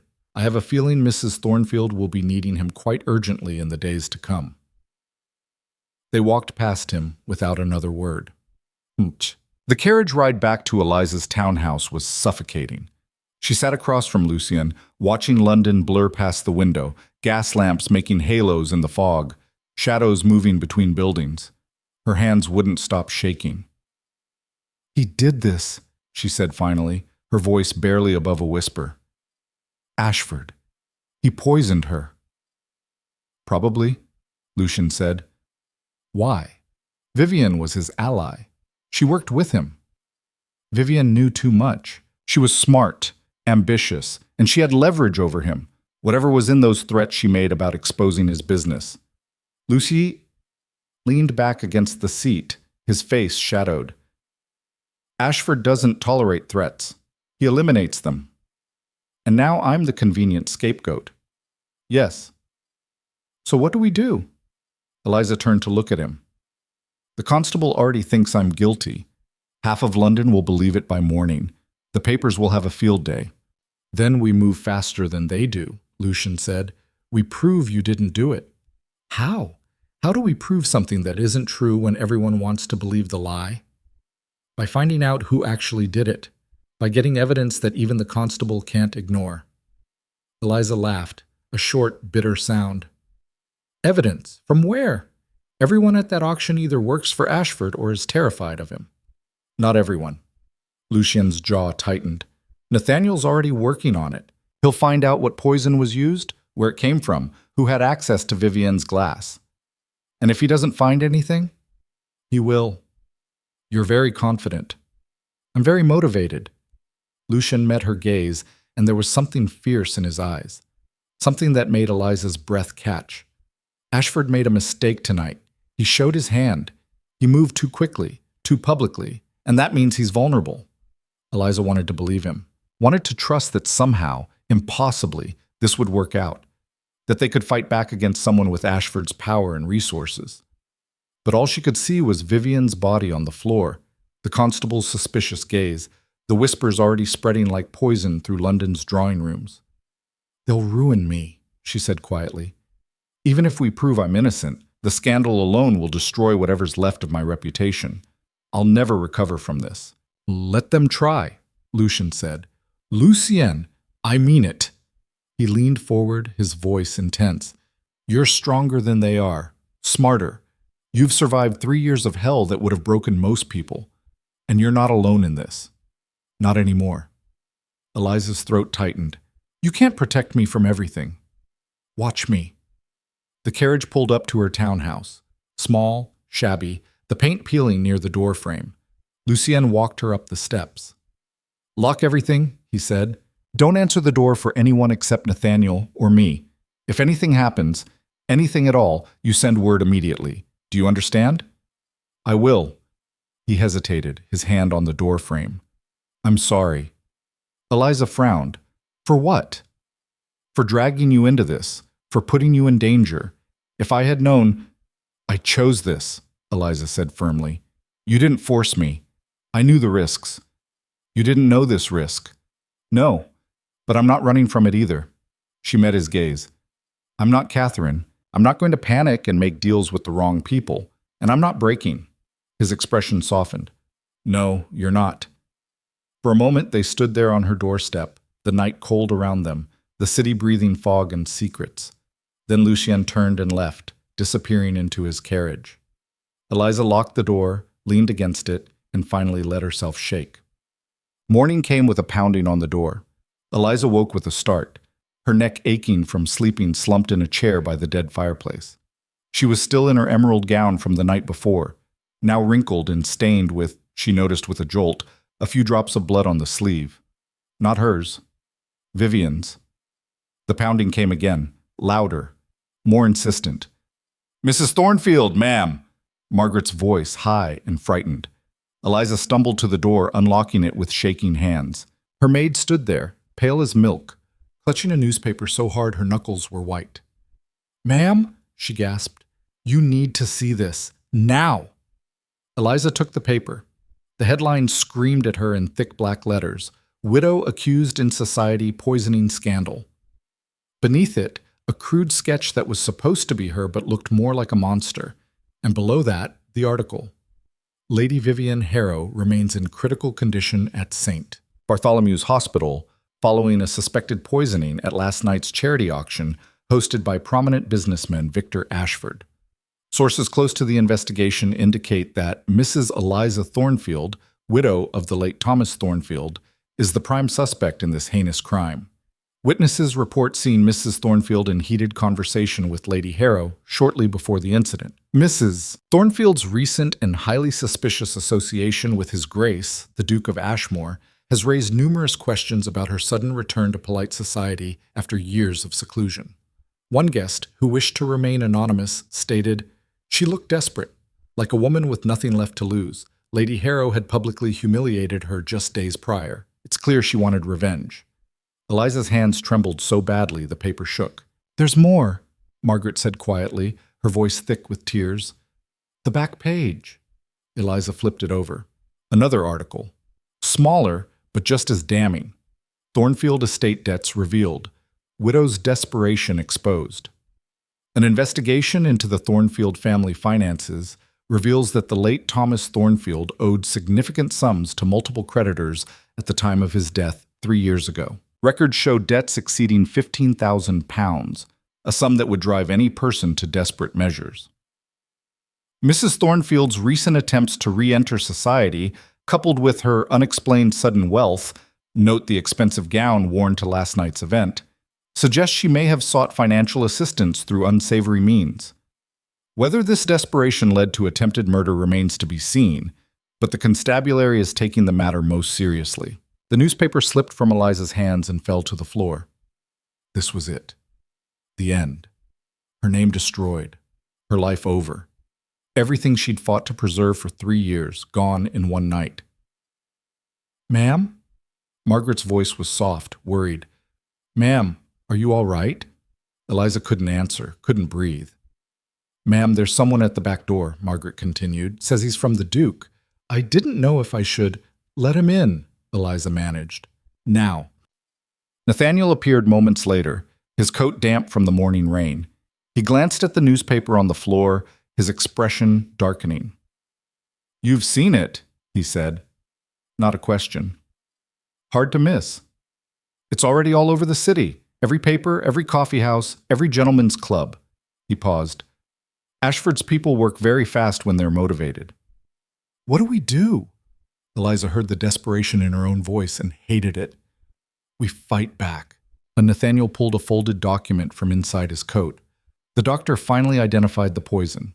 Arsenic, common enough that it could come from anywhere, rat poison, fly papers, even some medicines. But it was administered in a very specific way. How? In wine. Vivian's glass was laced with it. A significant dose, carefully measured. He met Eliza's gaze. "The problem is, at least half a dozen people had access to that glass throughout the evening. Servants, guests, including you."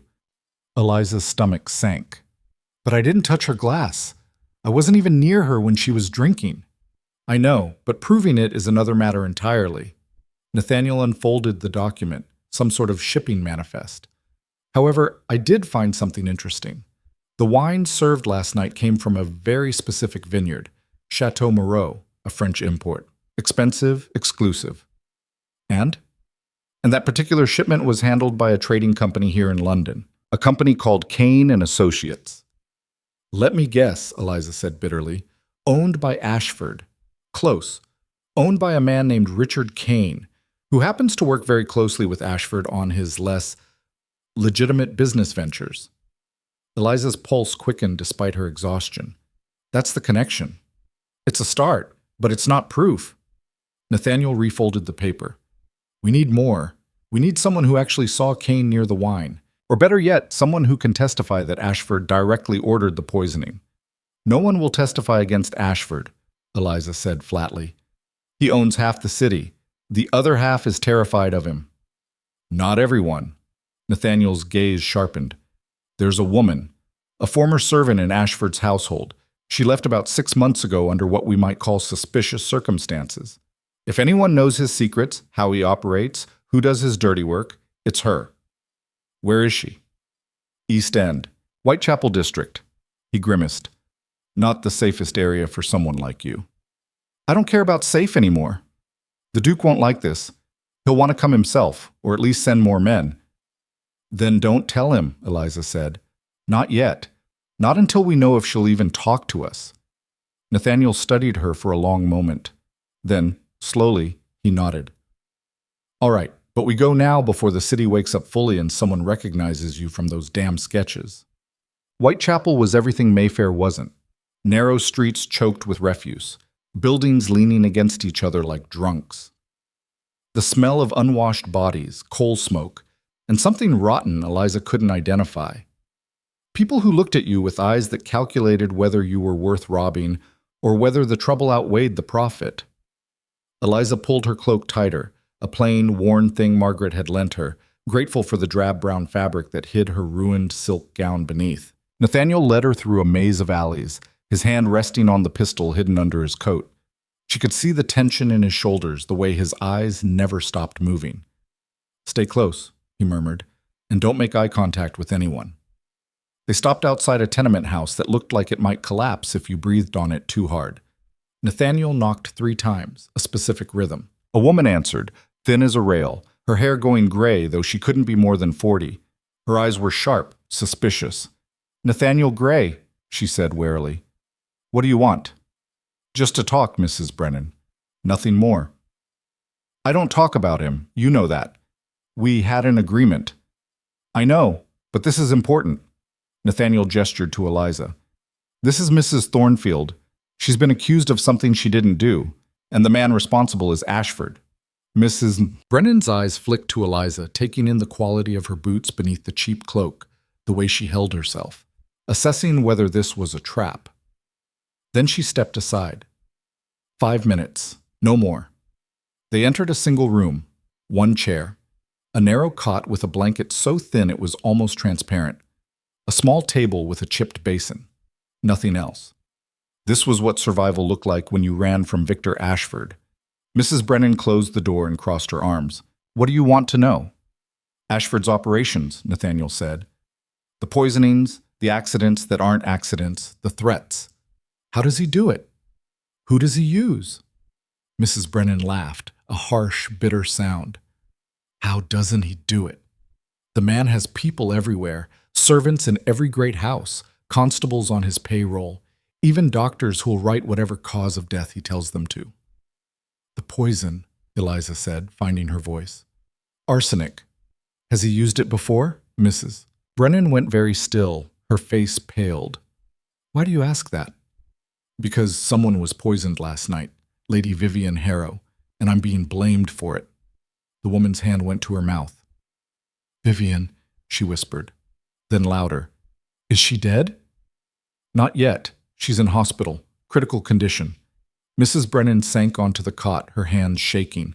I told her to stop digging, to leave it alone. But she never listened. She thought..." She broke off, pressing her palms to her eyes. "You knew her," Eliza said softly. "Everyone in Ashford's circle knew Vivian. She was his mistress for nearly 4 years. Mrs. Brennan looked up, her eyes red. "She wasn't a good person, but she didn't deserve this." "What was she digging into?" Nathaniel asked. "Everything. The smuggling operations, the loan sharking, the murders." Mrs. Brennan's voice dropped.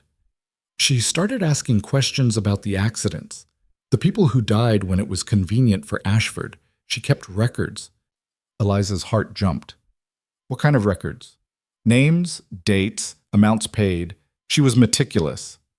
Mrs. Brennan stood and moved to a small trunk in the corner, the only other piece of furniture in the room. She knelt and opened it, pulling out a leather-bound journal. This was hers. She gave it to me 3 months ago, right before I left. Said if anything happened to her, I should make sure someone saw it, someone who could actually do something about it. She held it out to Eliza. Eliza took it with trembling hands. The leather was soft, well-worn. She opened it to a random page. The handwriting was feminine but sharp, angular. Lists of names she didn't recognize, sums of money, and in the margins, notes. March 12th, 1846. Ashford ordered warehouse fire. Kane paid dock worker £20 to forget to check the lamps. 3 dead. June 3rd, 1846. Banker named Morrison refused loan extension. Found dead in Thames 2 days later. Ruled accidental drowning. Witness, servant, paid £50 for silence. Eliza flipped forward. More entries, more deaths, more payoffs. And then she saw it. A date she would never forget. September 7th, 1844. Ashford ordered Thornfield accident. Thomas T. owed £3,000, couldn't pay. Tried to run. Kane hired 2 men. Carriage accident outside the city. Bribed constable £100, magistrate £200. Case closed as accidental death. Witnesses eliminated. 1 servant found dead week later. Suicide ruled. Driver disappeared. The world tilted. Eliza's vision blurred. Her hands wouldn't stop shaking. "Ma'am?" Nathaniel's voice sounded far away. "He killed Thomas," Eliza whispered. "It wasn't an accident. It was murder." Mrs. Brennan's face was sympathetic. "Ashford's killed dozens of people, Mrs. Thornfield. Your husband was just one name on a very long list." "Why didn't Vivian go to the authorities with this?" Nathaniel demanded, gesturing at the journal. Mrs. Brennan laughed harshly. "With what proof that would hold up in court? Most of this is her word, her observations. And half the authorities mentioned in that book are on Ashford's payroll. She was gathering more evidence, trying to find documents, witnesses who'd testify.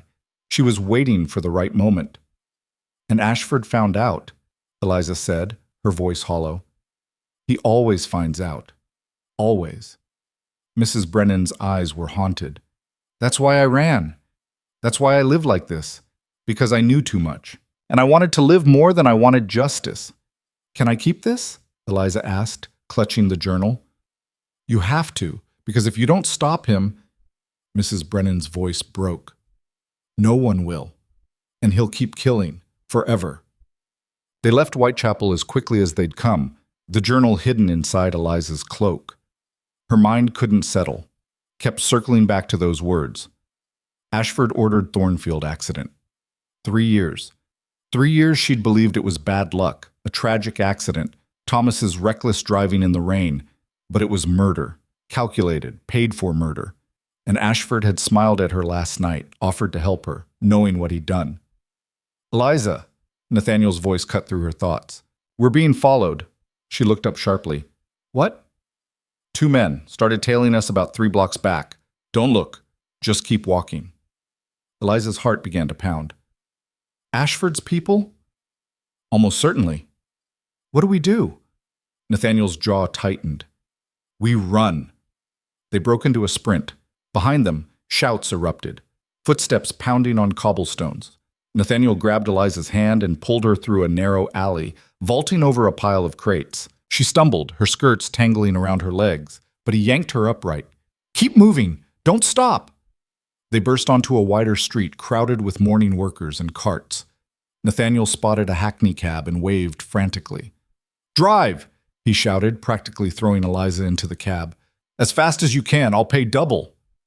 The driver, seeing the desperation in his face, didn't argue. The cab lurched forward. Eliza looked back through the small rear window.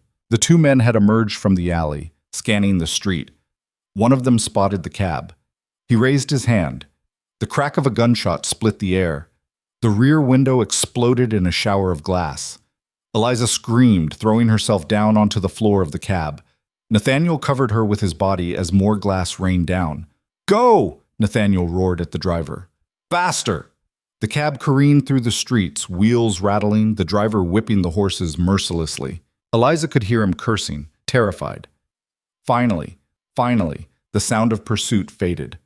Nathaniel pulled himself up, checking behind them. "We lost them." Eliza sat up slowly, shaking, blood trickling from a small cut on her cheek where a piece of glass had caught her. "Are you hurt?" Nathaniel demanded, pulling out a handkerchief. "I'm fine." Her voice came out steadier than she felt. "The journal?" She still had it, clutched against her chest beneath her cloak. Nathaniel exhaled with relief. "We need to get you to the Duke, immediately." Lucien's face when he saw her was something Eliza would never forget. Pure incandescent rage. "What the hell happened?" he demanded, gripping her shoulders, his eyes scanning her for injuries. "We found proof," Eliza said. She pulled out the journal with shaking hands. Vivian's journal. Everything Ashford's done for years. It's all here. Lucien took it, his hands trembling. He opened it, began reading. With each page, his expression grew darker. This is... He looked up at her, then at Nathaniel. This is enough to hang him 10 times over. If we can get it to someone who isn't on his payroll, Nathaniel said grimly, which is easier said than done. The Crown Prosecutor, Lucian said. Richard Hartwell. He's been trying to build a case against Ashford for 2 years. With this, he'd have everything he needs, Nathaniel finished. Then we give it to him, Eliza said. Today. Now.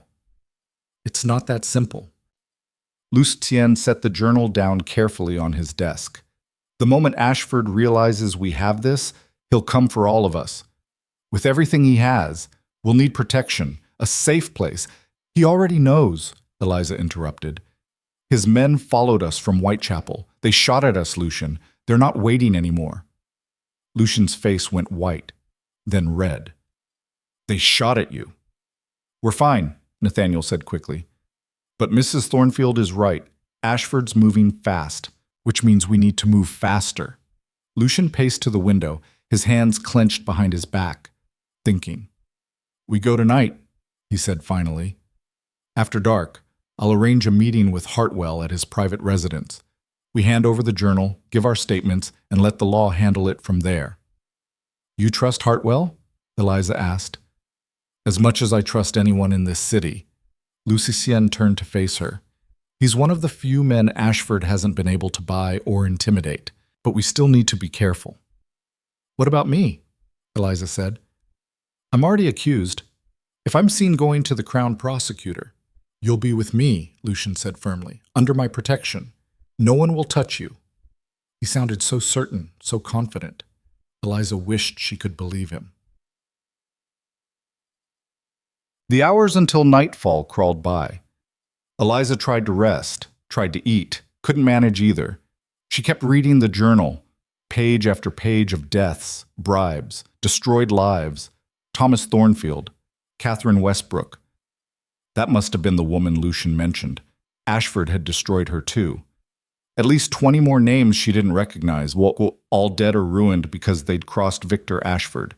And now it was her turn, unless they could stop him first. As dusk fell, Nathaniel returned to the study where Eliza sat with Lucy.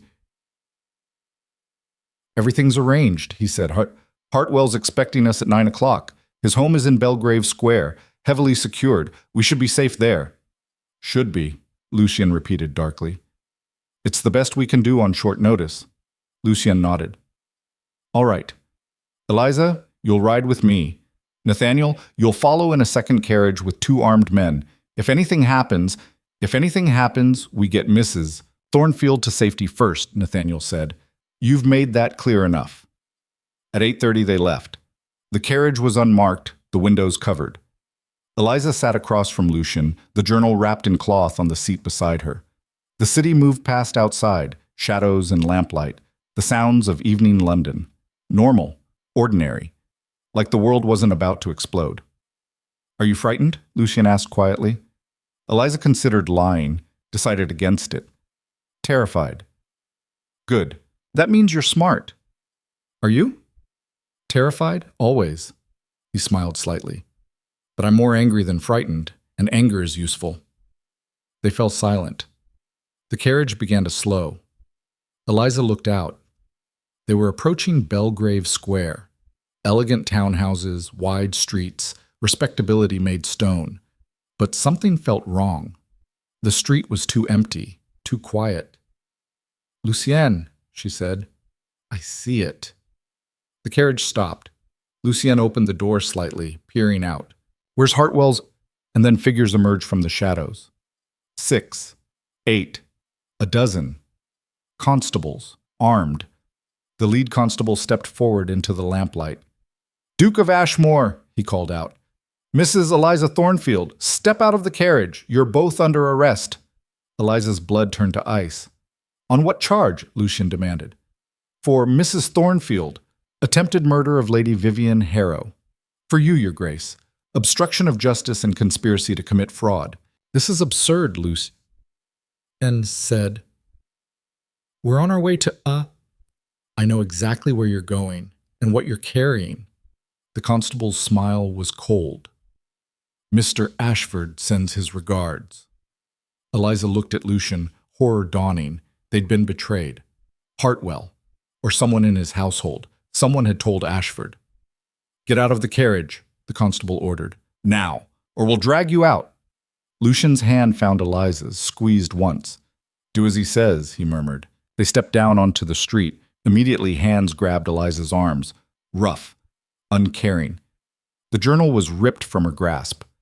"No," she shouted. "That's evidence. It proves nothing except your wild accusations against a respected businessman," the constable said. He handed the journal to another man who disappeared into the shadows. "Mr. Ashford will be quite interested to see what lies you've concocted about him." "You're giving it to him?" Eliza couldn't believe it. You work for him. All of you." The constable smiled. "I work for the law, Mrs. Thornfield, and the law says you attempted to murder a woman. Now get in the wagon." They dragged her toward a prison wagon, barred, filthy, waiting in the darkness. "Lucienne!" she screamed. "I'll fix this!" He shouted back as constables restrained him too. "I swear, I'll—" "Step back, Your Grace," the constable warned, "unless you want more charges added." Eliza was thrown into the wagon. The door slammed shut, locked. Through the bars, she saw Lucian struggling against the men holding him, saw Nathaniel's carriage in the distance, surrounded, unable to help. And then she saw him, Victor Ashford, stepping out of a carriage across the street, impeccably dressed, his expression calm, satisfied. He walked over to Lucienne, said something too quiet for Eliza to hear. Lucienne lunged at him. The constables pulled him back. Ashford just smiled. Then he turned and looked directly at Eliza. He tipped his hat and walked away. The wagon lurched into motion. Eliza grabbed the bars, screaming, but no one came. No one helped. London swallowed her whole, and the last thing she saw before they turned the corner was Lucienne on his knees in the street, still fighting, still shouting her name. The trap had closed, and she was alone. The cell smelled like despair, stone walls slick with moisture, a wooden bench that might have been a bed if you were desperate enough, a bucket in the corner that Eliza refused to look at, and cold, the kind that seeped into your bones and made you wonder if you'd ever be warm again. She sat on the bench, still in her ruined emerald gown, and tried to think. They'd taken everything. The journal, her cloak, even the small knife Nathaniel had given her for protection. All she had left was rage and the knowledge that Victor Ashford had won, for now. Footsteps echoed in the corridor outside. Heavy boots, keys jangling. The cell door opened. A guard stood there, middle-aged, tired-looking, with the face of a man who'd stopped asking questions years ago. "You've got a visitor," he said. "Who?" "Solicitor. Says he's here on behalf of the Duke." Hope flared in Eliza's chest. "Let him in." The guard stepped aside. A man entered, tall, thin, carrying a leather case, wire-rimmed spectacles, gray hair swept back from a high forehead. "Mrs. Thornfield," he said, his voice crisp and educated. "My name is James Whitmore. I've been retained by the Duke of Ashmore to represent you in this matter." The guard closed the door but didn't lock it, stayed outside, probably listening. "How is he?" Eliza asked immediately. "Lucian, is he—" "Under house arrest pending investigation," Whitmore said. "The charges against him are flimsy, meant to keep him contained while they build a case against you." He set his case down and pulled out a small notebook. "We don't have much time, so I need you to tell me everything. Start with the night of the poisoning." Eliza told him, all of it, the auction, the conversation with Ashford, Vivian's collapse, the accusations. Whitmore wrote quickly, his expression neutral. "And the journal?" he asked. "Gone. The constables gave it to Ashford." "Of course they did." Whitmore didn't seem surprised. "Mrs. Brennan, the woman who gave it to you, will she testify?" "I don't know. She's terrified of him. Most people are." Whitmore closed his notebook. "Here's what you need to understand, Mrs. Thornfield. The case against you is almost entirely circumstantial. You had motive. Lady Harrow humiliated you. You had opportunity. You were at the auction. But they have no physical evidence linking you to the actual poisoning. So I'll be acquitted? In a fair trial? Possibly. But this won't be a fair trial." Whitmore's gaze was steady, not unkind. Ashford owns the magistrate who'll hear your case.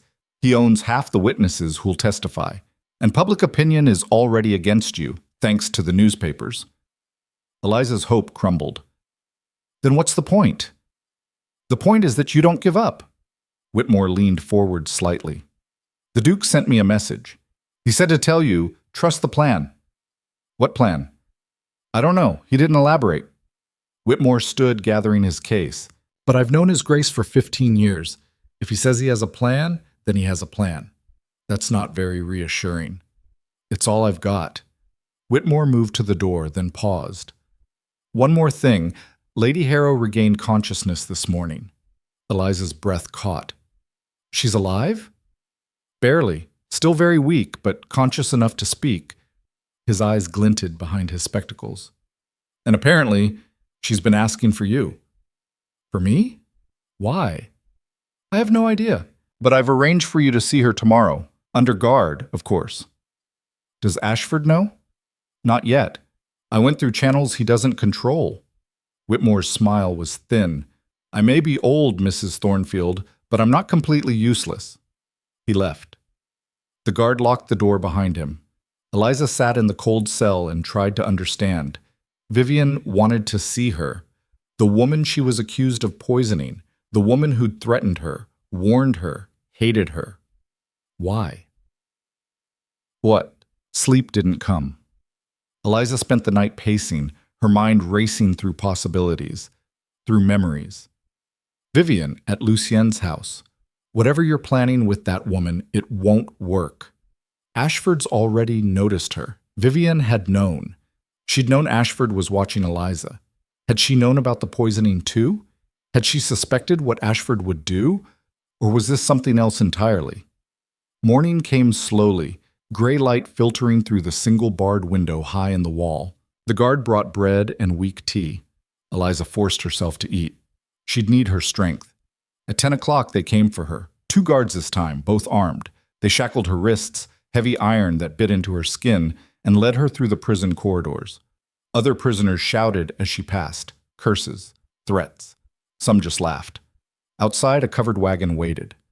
They loaded her into it like cargo. The ride to the hospital felt endless. Street. Bartholomew's loomed ahead. Gray stone. Too many windows. The smell of carbolic and sickness. They took her through a side entrance, up narrow stairs, down a corridor where nurses whispered and stared. The room they stopped at was private, expensive. Ashford's money, Eliza realized. He was paying for Vivian's care, controlling who saw her, who spoke to her. Of course he was. 10 minutes, the lead guard said. We'll be right outside. He unlocked her shackles, a small mercy, and opened the door.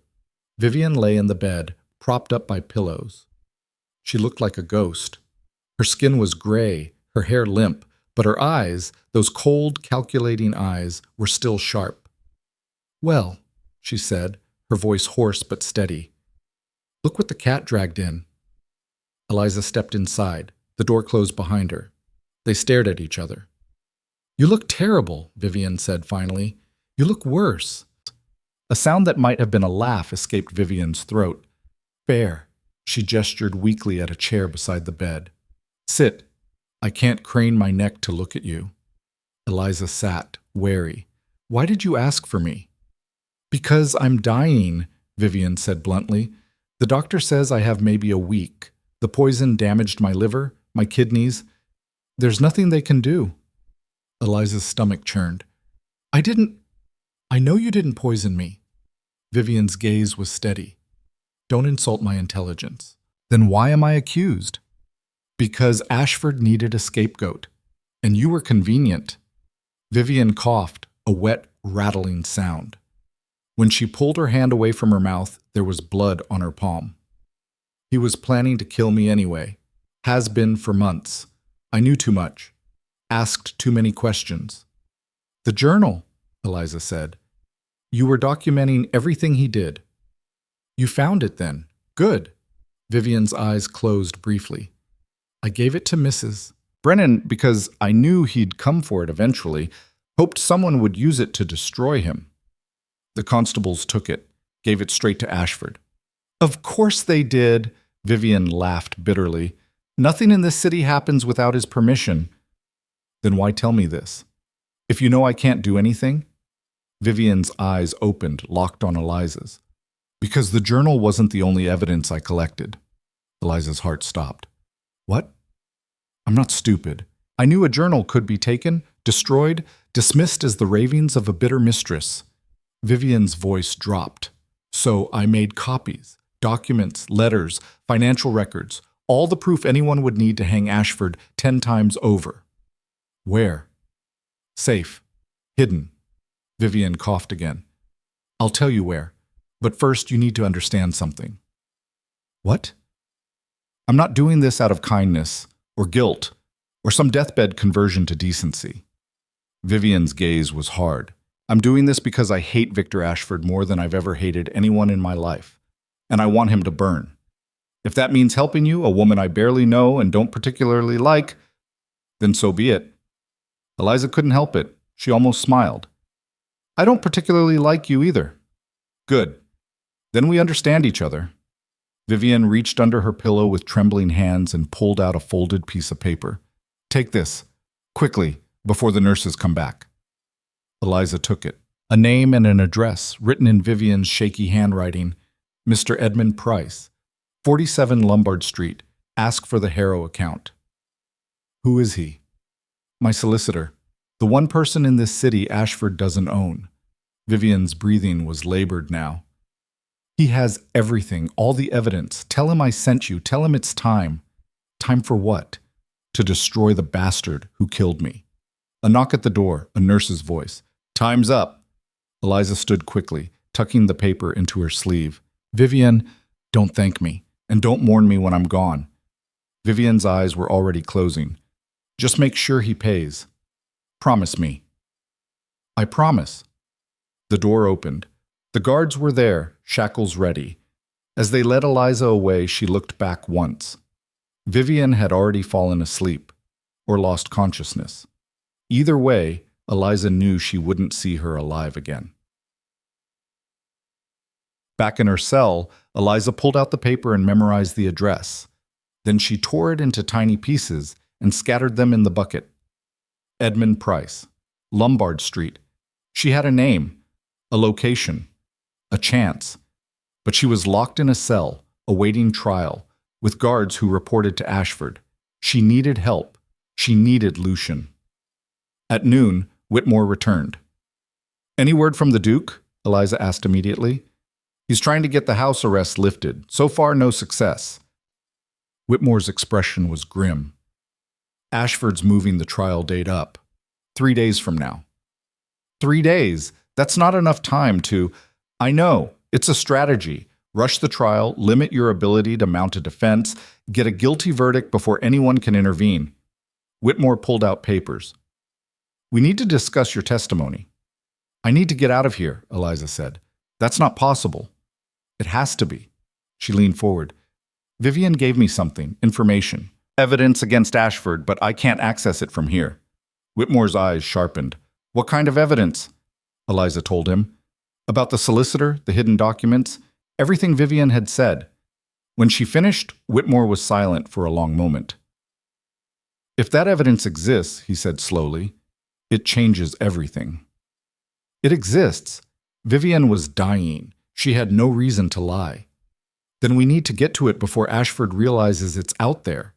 Whitmore stood, pacing the small cell. But you're right. You can't do it from here. Can you? Me? No. Ashford's people will be watching me. The moment I go anywhere near Lombard Street, they'll know. He stopped pacing. But there might be another way. What? The Duke has resources, people Ashford doesn't know about. If I can get word to him... Do it, Eliza said.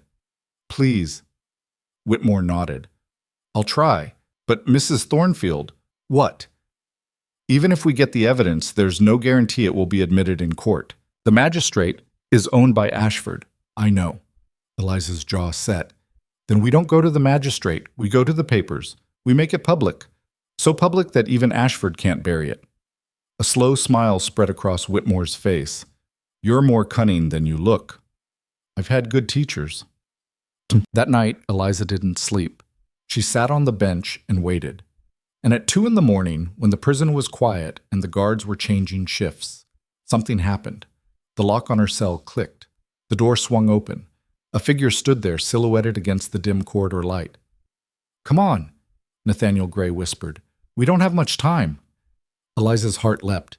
"How did you—" "The Duke's resources." He tossed her a bundle of clothes, plain, dark, servant's garb. "Change. Quickly." She didn't argue. Stripped out of the filthy gown and into the rough wool dress and cloak. Her hands shook as she tied the laces. "Where are we going?" "Lombard Street." The Duke got Whitmore's message. Nathaniel handed her a cloth cap. "Put this on. Pull it low.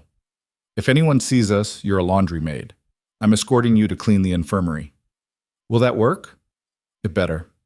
They moved through the corridors, Eliza keeping her head down, her heart pounding so hard she thought the guards would hear it. But Nathaniel had chosen his moment well. The prison was understaffed at night. Most of the guards were half asleep. They made it to a side door. Nathaniel produced a key. Where had he gotten it? And they slipped outside. The night air hit Eliza's face like cold water. Freedom. A carriage waited in the shadows. The driver didn't look at them, just snapped the reins as soon as they climbed inside. "What happens if they discover I'm gone?" Eliza asked as the carriage rattled through empty streets. "They will. Probably within the hour." Nathaniel's face was grim. "Which means we have maybe 2 hours to get the evidence, get it to the papers, and get you somewhere safe before every constable in London is looking for you." "Where's Lucien?" "Still under house arrest?" "He couldn't come, but he sent me with instructions." Nathaniel pulled out a pistol, checked it, and tucked it back into his coat. "Get the evidence. Protect you. Don't let Ashford's people take you alive." That last part made Eliza's blood run cold. "You think he'd kill me?" "I think at this point, Mrs. Thornfield, you know too much for him to let you live." The carriage stopped. Lombard Street. Quiet. Dark. A row of respectable offices and banks, all closed for the night. Number 47 was a narrow building squeezed between two larger ones. A brass plaque beside the door read, "Edmund Price, Solicitor." "How do we get in?" Eliza asked. Nathaniel pulled out a set of lockpicks. The Duke thought ahead. It took him 3 minutes. 3 agonizingly long minutes where every sound made Eliza jump, but the lock clicked open. They slipped inside. The office was dark, smelling of paper and ink and old leather. Nathaniel lit a small lamp, keeping it low. "Quickly," he murmured. "Find the Harrow account." They searched. Files lined the walls, alphabetically organized. Eliza ran her fingers over the labels. Hamilton, Hardwick, Harper, Harrow. She pulled the file. Inside was a sealed envelope. Thick, heavy. Her hands trembled as she broke the seal. Documents spilled out. Letters in Ashford's handwriting, detailing payments for murders, bribes, smuggling operations. Financial records showing money laundering through dozens of shell companies. Witness statements from people willing to testify, if they were protected. And at the bottom, a ledger.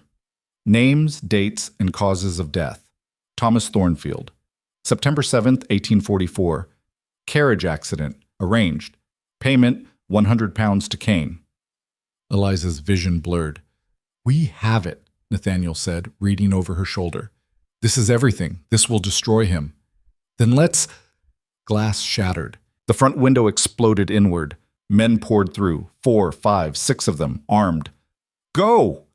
Nathaniel shoved Eliza toward the back of the office. "The rear door! Run!" He fired his pistol. One of the men went down. Eliza ran, clutching the documents, her breath coming in gasps. She found the back door, wrenched it open, and stopped.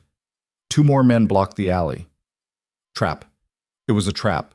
Behind her, gunfire, shouting. Nathaniel's voice, "Eliza, run!" She couldn't go forward, couldn't go back. One of the men in the alley stepped forward, smiling. "Mrs. Thornfield, Mr. Ashford would like a word." Eliza's hand closed around a loose brick near the doorway. She threw it, hit the man square in the face. He went down, screaming. The second man lunged for her. Eliza dodged, tripped, fell. The documents scattered across the alley floor. Hands grabbed her. And then a gunshot rang out, louder than the others. The man holding Eliza jerked and fell. Eliza looked up. Lucien stood at the end of the alley, a smoking pistol in his hand. Behind him, more men. His men, she realized. Armed, ready. "Get away from her," Lucien said, his voice deadly calm. The remaining attackers hesitated. "Now," Lucien added. They ran. Lucien crossed the alley in 3 strides, pulling Eliza to her feet. "Are you hurt?" "I'm fine. The documents, I have them." Nathaniel appeared, bloodied but alive, clutching the scattered papers. "We need to move. More will come." They ran. The safe house was in Southwark, a part of London Ashford's influence didn't quite reach, a modest building owned by someone loyal to Lucien. Inside, they finally stopped to breathe. Eliza collapsed into a chair, shaking. Lucien knelt in front of her, checking her over for injuries. "I'm fine," she said. "Really? You're bleeding." She looked down. A cut on her arm, probably from the broken glass. She hadn't even felt it. Lucien tore a strip from his shirt and bandaged it with gentle hands. "How did you get out?" Eliza asked. "The house arrest. I didn't get out. I escaped." His mouth quirked slightly. "Turns out the guards they assigned to watch me were more interested in gambling than guarding. A bit of money, a distraction, and I was gone. You'll be in more trouble now." "I don't care." He tied off the bandage. "I wasn't going to sit in my house while you face this alone." Nathaniel cleared his throat from across the room. "If you two are finished, we have work to do. These documents need to reach the papers. Tonight, before Ashford realizes what we have." "Which paper?" Eliza asked. "All of them," Lucien said, standing. "We send copies to every major newspaper in London. Make it impossible for him to suppress the story." "He'll retaliate," Nathaniel warned. "Let him." Lucien's eyes were hard. "We have evidence of at least 30 murders, hundreds of bribes, enough financial crimes to bankrupt him 3 times over. Even his paid constables can't ignore this. They worked through the night, copied documents, wrote statements, sealed envelopes addressed to the Times, the Telegraph, the Chronicle, every paper they could think of. As dawn broke, Nathaniel left to deliver them personally. Eliza and Lucien were left alone. "What happens now?" she asked quietly. "Now we wait," Lucien said. "The papers will print it, probably by afternoon, and then everything changes." "Yes." Eliza looked at the remaining documents spread across the table. Evidence of her husband's murder. Evidence of so many deaths. "He won't go quietly," she said. "No, he won't." Lucien moved to the window, watching the street. "He'll fight. Use every resource he has. Try to discredit the evidence, discredit us. Will it work? Not this time." Lucien turned to face her. "This time, the truth is too big to bury." The afternoon papers arrived at 2 o'clock. Nathaniel brought them, his face grim but triumphant. Every front page, every single one. Ashford Empire built on murder and corruption. Evidence reveals decades of crime. Widow framed for poisoning she didn't commit. Eliza read the articles with shaking hands. They'd printed everything, the murders, the bribes, the financial crimes. Even Thomas's death was detailed, with photocopies of Ashford's own letters proving he'd ordered it. "It's done," Nathaniel said quietly. "The whole city knows." And then the responses began. Messages arrived by the hour, other victims coming forward, people Ashford had threatened, blackmailed, destroyed, all willing to testify now that the truth was public. By evening, the Crown Prosecutor himself arrived at the safe house. The real one, Richard Hartwell, not an impostor or a trap. "Mrs. Thornfield," he said, his expression serious, "I owe you an apology. I was betrayed by someone in my own household, someone on Ashford's payroll. They informed him of our meeting." "I know," Eliza said, "but thanks to your courage and this evidence, I now have enough to arrest Victor Ashford on multiple counts of murder, bribery, and conspiracy." Hartwell's eyes were hard with determination. "He's being taken into custody as we speak." Eliza's breath caught. "You're arresting him?" "Right now. And the charges against you are being dropped, completely." The room spun. Free. She was free. What about Lady Harrow's poisoning? Lucian asked. We found the real culprit, a man named Richard Kane, Ashford's head enforcer. He confessed this afternoon, said Ashford ordered the poisoning to eliminate Vivian and frame Mrs. Thornfield in one move. Hartwell's jaw tightened. Kane's testimony, combined with this evidence, is more than enough to convict. Will it stick? Nathaniel asked. Ashford has money, lawyers, influence. He had influence, Hartwell corrected. As of today, half his allies are fleeing London to avoid being implicated. The other half are cooperating with our investigation to save themselves. Victor Ashford is finished. Eliza couldn't quite believe it. After everything, the fear, the accusations, the cell, the chase, it was over. Lady Harrow, she said suddenly, has anyone told her? Hartwell's expression softened. She passed away this morning. Peacefully, the doctor said. But before she died, she gave a statement confirming everything in her journal, said she wanted to make sure Ashford paid for what he'd done. Eliza closed her eyes. Vivian. Vicious, cruel, complicated Vivian, who'd hated Eliza but helped her anyway, who died to make sure the truth came out. I hope she rests easy, Eliza said quietly. I think she will, Hartwell replied, knowing she helped destroy him. Done. 3 days later, Eliza stood outside the courthouse. The trial had been swift. Overwhelming evidence, witnesses lined up to testify. Even the magistrate Ashford had owned turned on him to save his own career. Guilty. On all counts. Victor Ashford would hang. The crowd outside the courthouse cheered when the verdict was announced. Cheered for justice, for the widow who'd refused to break, for the Duke who'd stood beside her. Eliza didn't cheer, she just felt tired and free. Lucian found her in the crowd, his hand warm on her shoulder. It's over, he said. Yes. How do you feel? Eliza thought about it. About Thomas. About the 3 years of grief and lies. About Vivian dying to expose the truth. About the cold cell and the terror and the desperate fight for survival. I feel like I can breathe again, she said finally. Lucian smiled. Good. They walked through London together, leaving the courthouse behind. The city moved around them, normal, ordinary, unaware that the monster in its midst had just been destroyed. What will you do now? Lucian asked. I don't know, Eliza admitted. Everything I've done for the last 3 years was about survival, about paying debts and holding on. I don't know what comes after survival. Living, Lucian said. Actually living. On your own terms. Eliza looked at him, at this man who'd risked everything to help her, who'd seen her at her lowest and never wavered. And you? She asked. What comes next for you? That depends. On what? Lucian stopped walking, turned to face her fully. On whether you'll let me be part of your life, not as a protector or an ally, but as, he hesitated, as whatever you'll have me as. Eliza's heart stuttered. She thought about running, about protecting herself, about all the ways this could go wrong. And then she thought about everything they'd survived together. I think, she said slowly, I'd like that.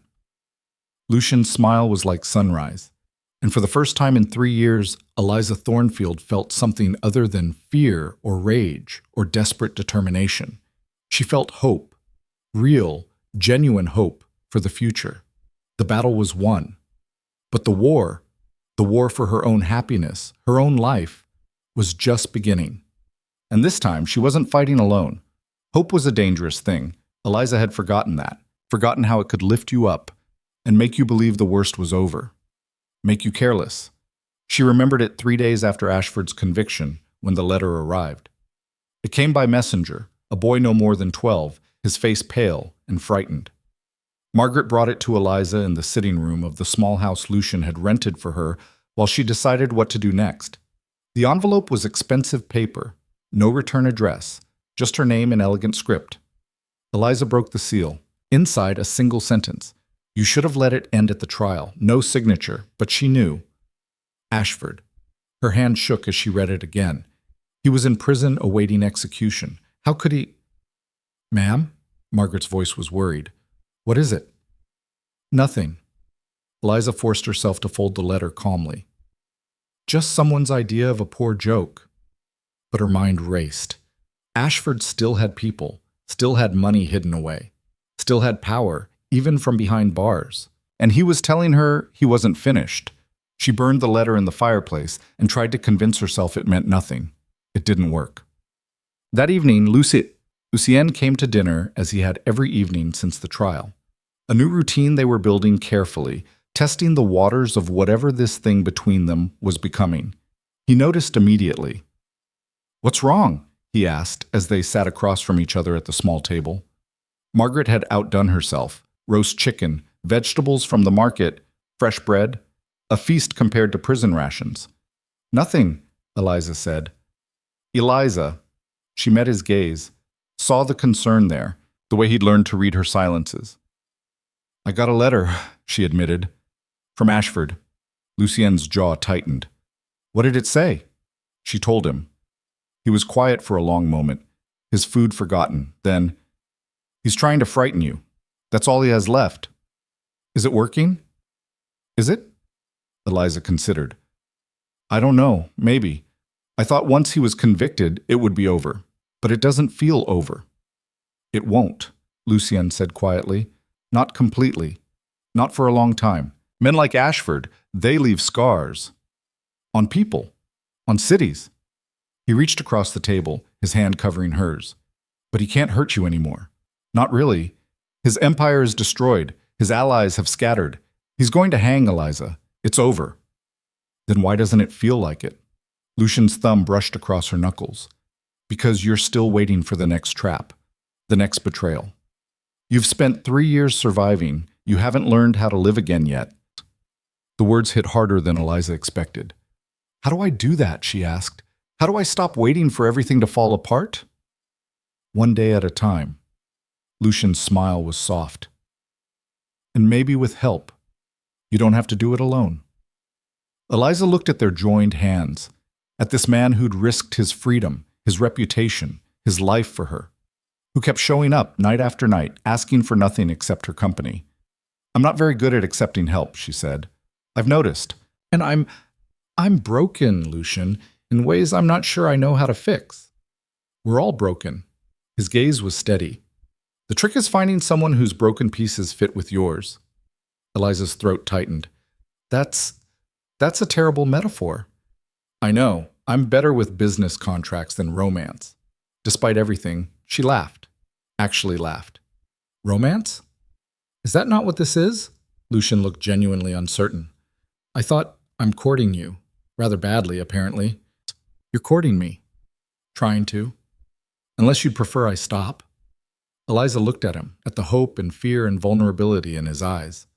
So different from the cold, dangerous Duke the rest of London saw. "No," she said softly. "Don't stop." His smile could have lit the room. But the peace didn't last. 2 days later, Nathaniel arrived at dawn, his face grim. "There's a problem," he said without preamble. Eliza's stomach dropped. "What kind of problem?" "Ashford's execution. It's been delayed." "What? Why?" His solicitors filed an appeal. They're arguing that the evidence was obtained illegally. The break-in at Edmund Price's office, your escape from prison. They're saying the trial was compromised. Lucien, who'd come with Nathaniel, swore viciously.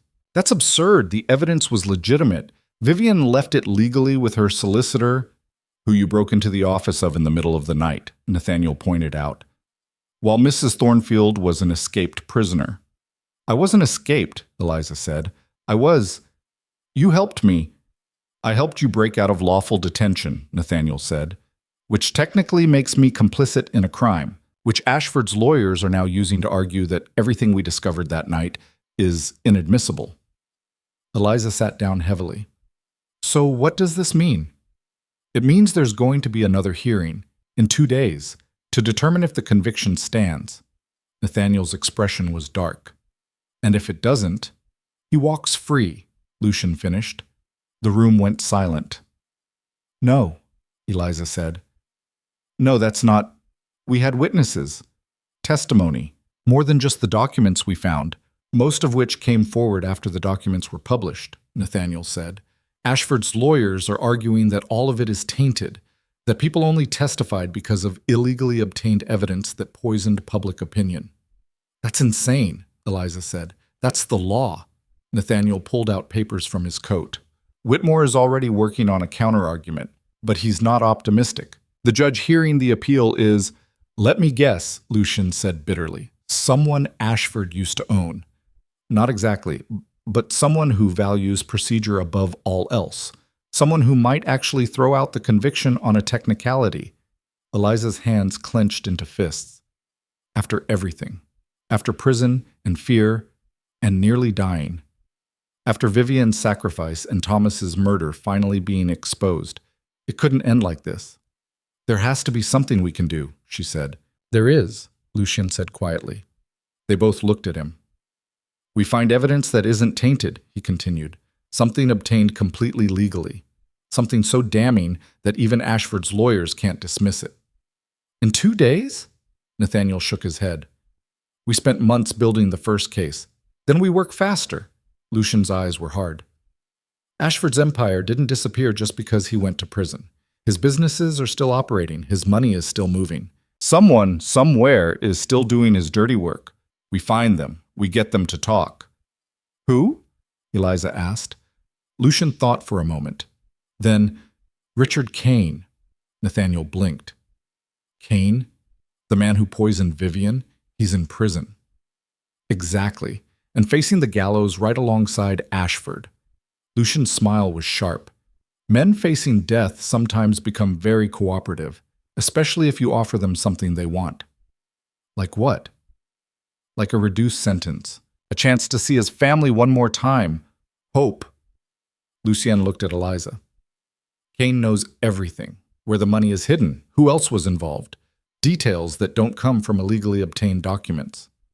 Will he talk? Eliza asked. Only one way to find out. The prison looked different in daylight, less terrifying, but walking through those doors again made Eliza's skin crawl. The warden, a different man than before, someone Lucien had connections with, led them to a private meeting room. You have 30 minutes, he said, and I was never here. Richard Kane was brought in shackled and guarded. He was younger than Eliza expected, maybe 35, with the kind of face that would be handsome if it wasn't so hollow with fear. He looked at Lucien with recognition, at Eliza with confusion. You're the widow, he said, the one Ashford tried to frame. Yes. I'm sorry about that. For what it's worth. It's worth nothing, Eliza said flatly. You poisoned a woman and let me take the blame. Kane looked away. I was following orders. That's not an excuse. I know. His voice was barely a whisper. Lucien leaned forward. Mr. Kane? You're going to hang. You know that, yes? Kane's throat worked. Yes. But it doesn't have to be soon. And it doesn't have to be without seeing your family first. Your wife, your children. Kane's head snapped up. You know about them? I know everything about you. Lucien's tone was matter of fact. I know you have 2 daughters, 7 and 9. I know your wife is trying to raise them alone while their father sits in prison. I know she's struggling. Tears welled in Kane's eyes. I can help them, Lucien continued. Money, a house, protection from Ashford's other associates who might want revenge. But only if you help us first. How? Tell us everything. On record, for the court. Every crime Ashford ordered, every murder, every bribe. Especially the ones we don't already know about. Kane shook his head violently. He'll kill me. Even from prison, He's trying to get his conviction overturned, Eliza said. In 2 days, there's a hearing. If he wins, he walks free. And then he'll come for everyone who testified against him, including you. Kane went pale. He'll walk free? Unless we stop him, Lucien said. And you're the only one who can do that. Your testimony won't be challenged as illegally obtained. You're already convicted. You have nothing to lose by telling the truth. Except my life. You're already going to hang, Eliza said bluntly. The question is whether your family suffers too. Whether your daughters grow up knowing their father died a coward, who let a monster go free. Kane stared at her. Then, slowly, he started to cry. "I never wanted this," he said. "Any of this. I needed money. And Ashford, he promised—" He broke off, sobbing. Eliza felt a flicker of something. Not quite sympathy, but understanding. How many people had Ashford trapped that way? Promising help, then using their desperation to turn them into weapons? "Tell us," she said more gently. "Tell us everything, and maybe your daughters can grow up knowing their father did one good thing at the end." Kane looked at her for a long moment. Then he nodded. "All right," he whispered. "I'll tell you everything." They worked through the night. Kane talked. Whitmore wrote it all down, every word. Eliza and Lucian listened, their horror growing with each new revelation.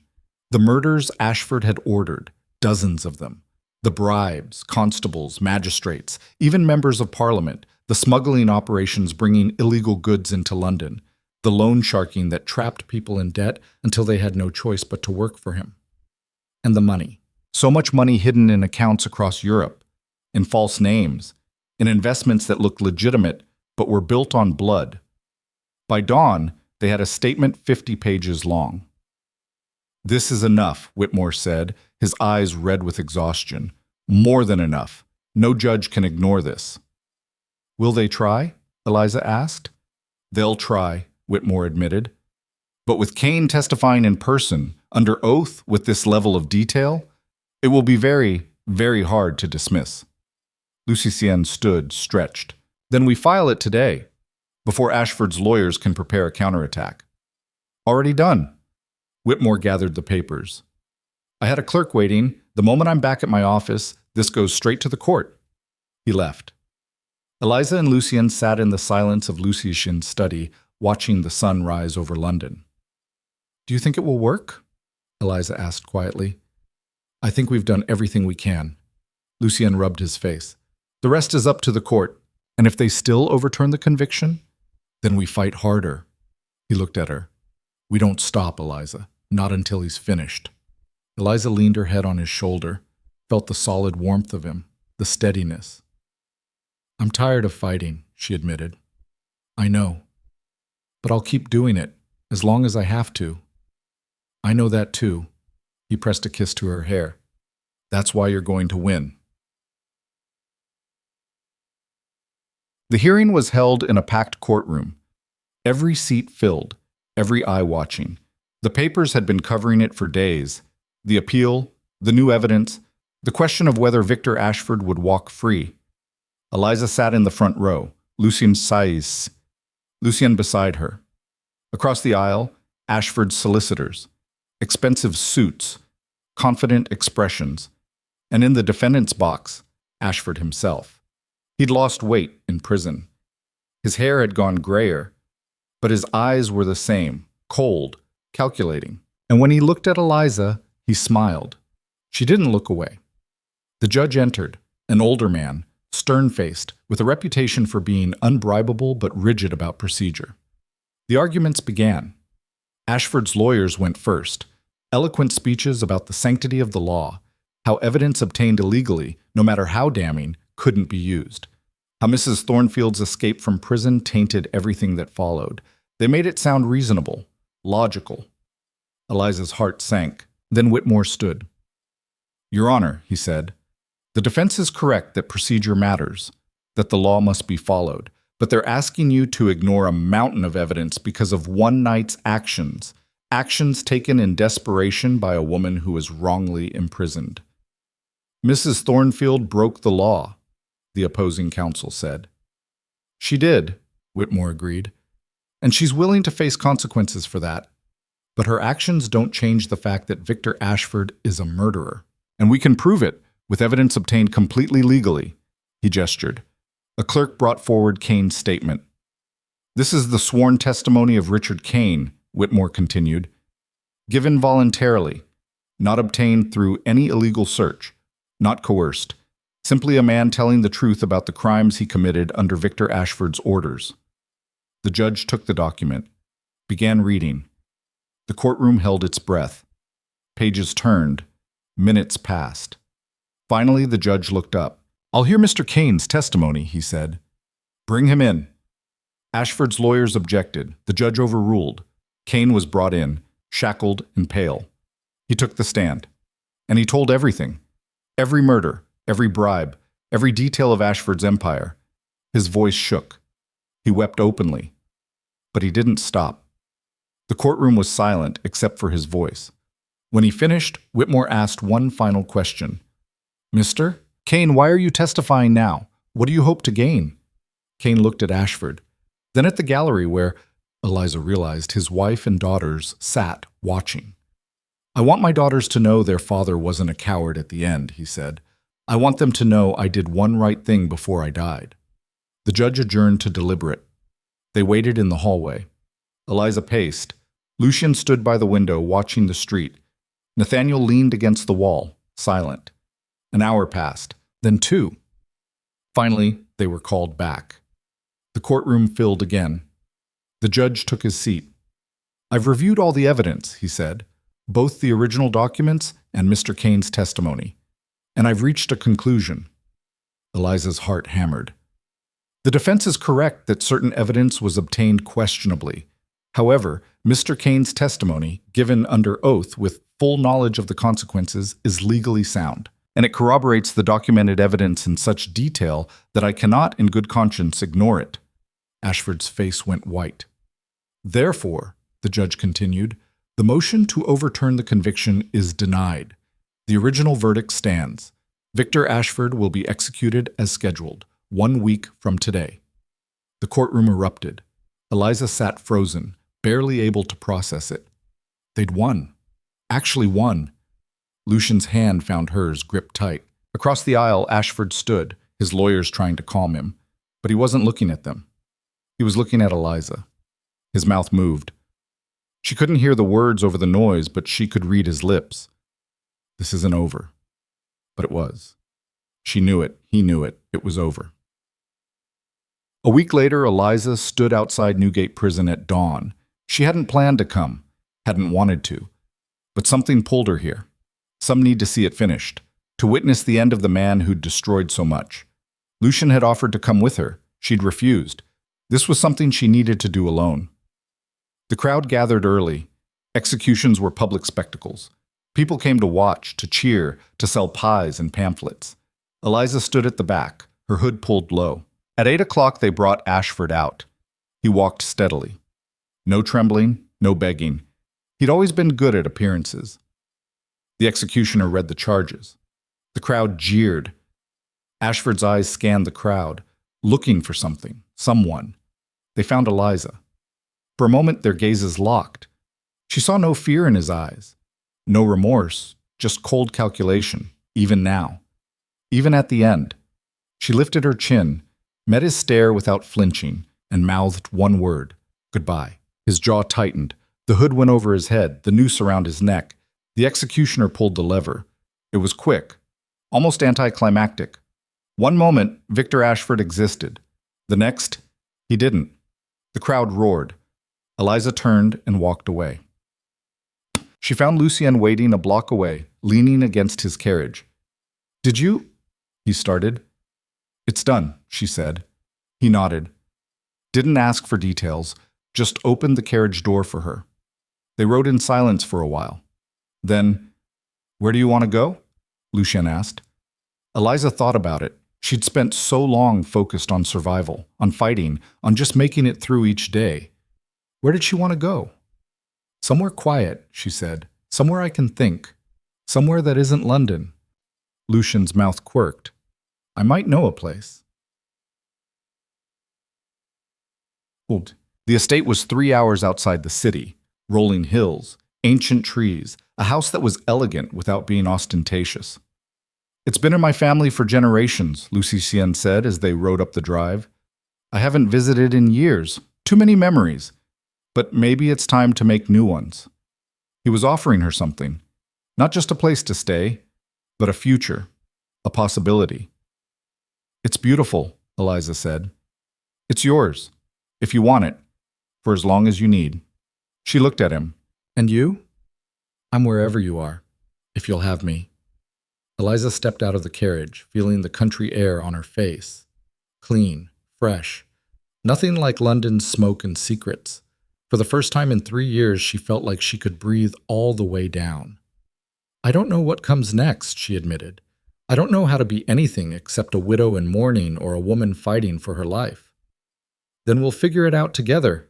Lucien came to stand beside her. No expectations, no pressure, just time to heal, to rest, to remember who you are when you're not just surviving. Eliza looked out at the estate, at the future stretching before her, uncertain but possible. I think I'd like that, she said quietly. The weeks that followed were strange, quiet, peaceful, almost boring. Eliza slept in a real bed, ate regular meals, walked the grounds with Lucien, talking about everything and nothing. She read books she'd never had time for, wrote letters to Margaret, who'd stayed in London to manage Eliza's small affairs. Slowly, the tension in her shoulders eased. The nightmares came less frequently. She stopped flinching at sudden sounds. One evening, she and Lucien sat on the terrace, watching the sunset paint the sky in golds and purples. I got a letter today, Lucien said, from the Crown prosecutor. Eliza tensed. What did it say?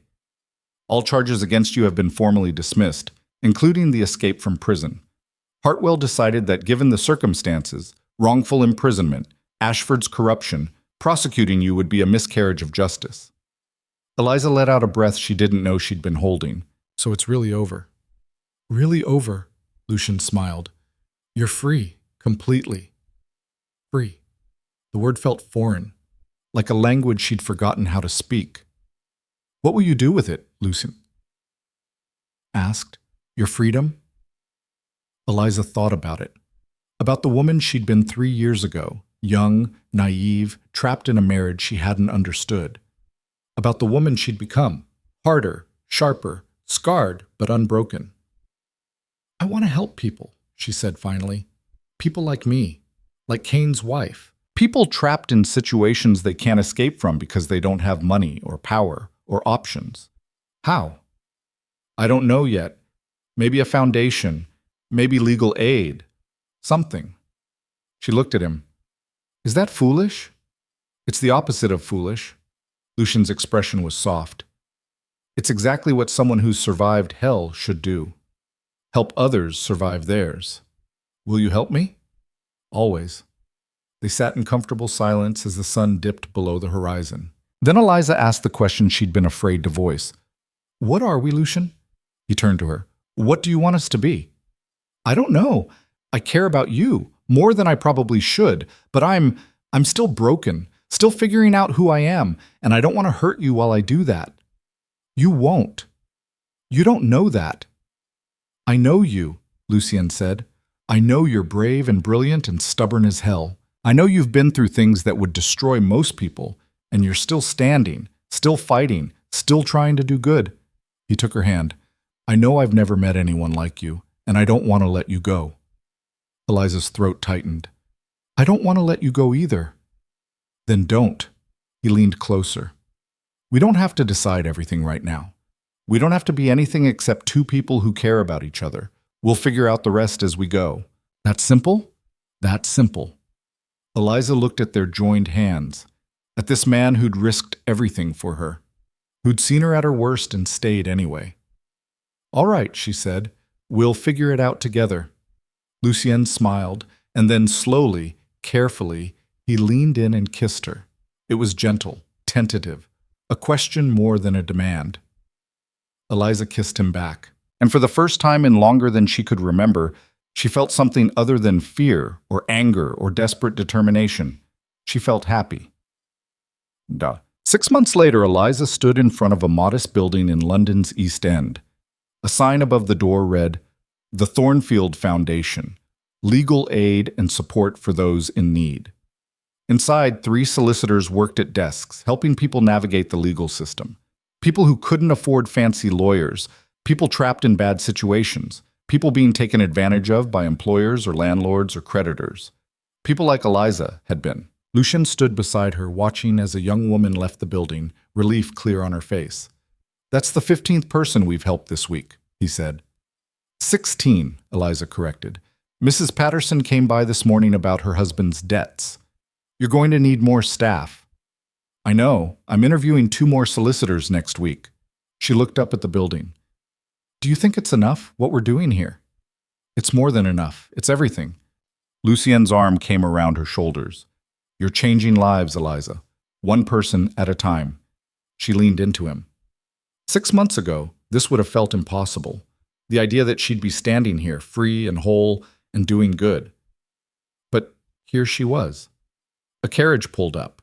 Nathaniel stepped out, grinning. Mrs. Thornfield, Your Grace, he said. I bring news. Good news, I hope, Eliza said. The best. The Crown just seized the last of Ashford's hidden assets, £20,000. They're donating it to charity, and they've asked if your foundation would accept it. Eliza's breath caught. £20,000. She could hire more staff, open offices in other cities, help hundreds more people. Tell them yes, she said, and tell them thank you. Nathaniel bowed and left. Lucienne laughed. Ashford's money funding an organization that helps the people he used to exploit. There's poetry in that. There's justice in it, Eliza said. They stood together, watching London move around them. This city that had tried to destroy her, that she'd fought back against and won. Do you ever regret it? Lucian asked quietly. Coming back to London? Fighting instead of running? Eliza thought about it. About Thomas and Vivian and Ashford. About the cell and the fear and the desperate scramble for survival. About standing in front of a judge and hearing him say guilty. About standing here now, free and purposeful and loved. No, she said. I don't regret any of it. Not even the hard parts? Especially not the hard parts. She looked up at him. They made me who I am, and I like who I am now. Lucienne kissed her forehead. So do I. That evening, they returned to Lucian's townhouse, Eliza's home now too, though she kept the small house in her name. Independence mattered. Margaret had left dinner prepared. They ate by candlelight, talking about the foundation, about the upcoming gala to raise more funds, about the woman who'd come in that morning, terrified and desperate, and left with hope. After dinner, Lucian produced a small box. Eliza's heart jumped. What's this? Open it. Inside was a ring, not ostentatious, not a massive diamond meant to impress, just a simple gold band with a small sapphire. It was my mother's, Lucian said. She gave it to me before she died. Said to give it to someone who understood that love isn't about grand gestures. It's about showing up, every day, even when it's hard. Eliza's hands trembled. Lucienne, I'm not asking you to marry me, he said quickly. Not yet. Not until you're ready. But I want you to have this. To know that I'm serious about this. About us. About building a life together. Eliza looked at the ring. At this man who'd seen her at her lowest and never wavered. I'm not easy to love, she warned. I know. I have nightmares and trust issues, and I'm still figuring out who I am. I know that too. And I might never be the woman you deserve. Lucian took her face in his hands. You're exactly the woman I deserve. And I'm hoping I'm the man you deserve too. Eliza's eyes stung with tears. Good tears. Happy tears. You are, she whispered. He slipped the ring onto her finger. It fit perfectly. They sat together in the candlelight, no words needed. Outside, London breathed and churned and moved forward. But in here, in this moment, everything was still. Everything was right. 1 year after Ashford's execution, Eliza stood in front of a crowd of 200 people. The gala had exceeded all expectations. Donations poured in. Support from members of parliament, from business owners, from ordinary people who'd read about the foundation and wanted to help. She'd prepared a speech, practiced it a dozen times. But when she looked out at the crowd, at Lucian in the front row, at Nathaniel and Whitmore and Margaret, at the people whose lives the foundation had changed, the practiced words vanished. A year ago, she said, I was in a prison cell, accused of a crime I didn't commit, facing a trial I was sure I'd lose, convinced my life was over. The room was silent. I survived because people believed in me when I didn't believe in myself, because people fought for me when I was too weak to fight, because justice, real justice, still exists if you're willing to fight for it. She paused. But I also survived because I refused to give up, Because I decided that even if the world was determined to destroy me, I was going to take something good with me when I went. A few laughs, some nods. This foundation exists because of that decision. Because instead of letting anger consume me, I channeled it into something useful, into helping others who are where I was, into proving that one person can make a difference. She looked directly at Lucien, into building a life worth living, with people worth loving. The applause started slow, then built, then became a standing ovation. Eliza stood there, overwhelmed, grateful, whole.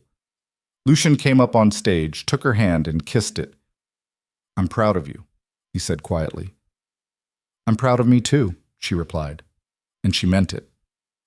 Later, when the gala ended and the guests departed, Eliza and Lucien walked through London's streets. It was late. The city was quiet. Gas lamps flickered. A few carriages rattled past. They ended up at the same spot where everything had begun, the Pembroke estate, where she danced with Lucien for the first time, where Vivian had been poisoned, where the nightmare started. The house was dark now, empty. The family had moved away after the scandal.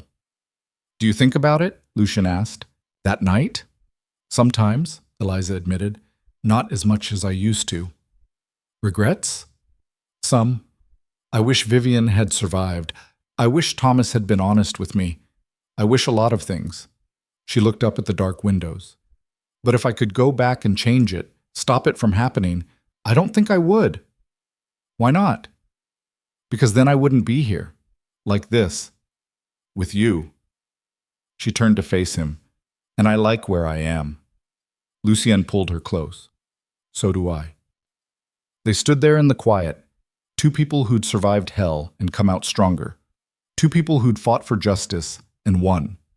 Two people building a future together, one day at a time. "Ready to go home?" Lucien asked. Eliza smiled. "Yes."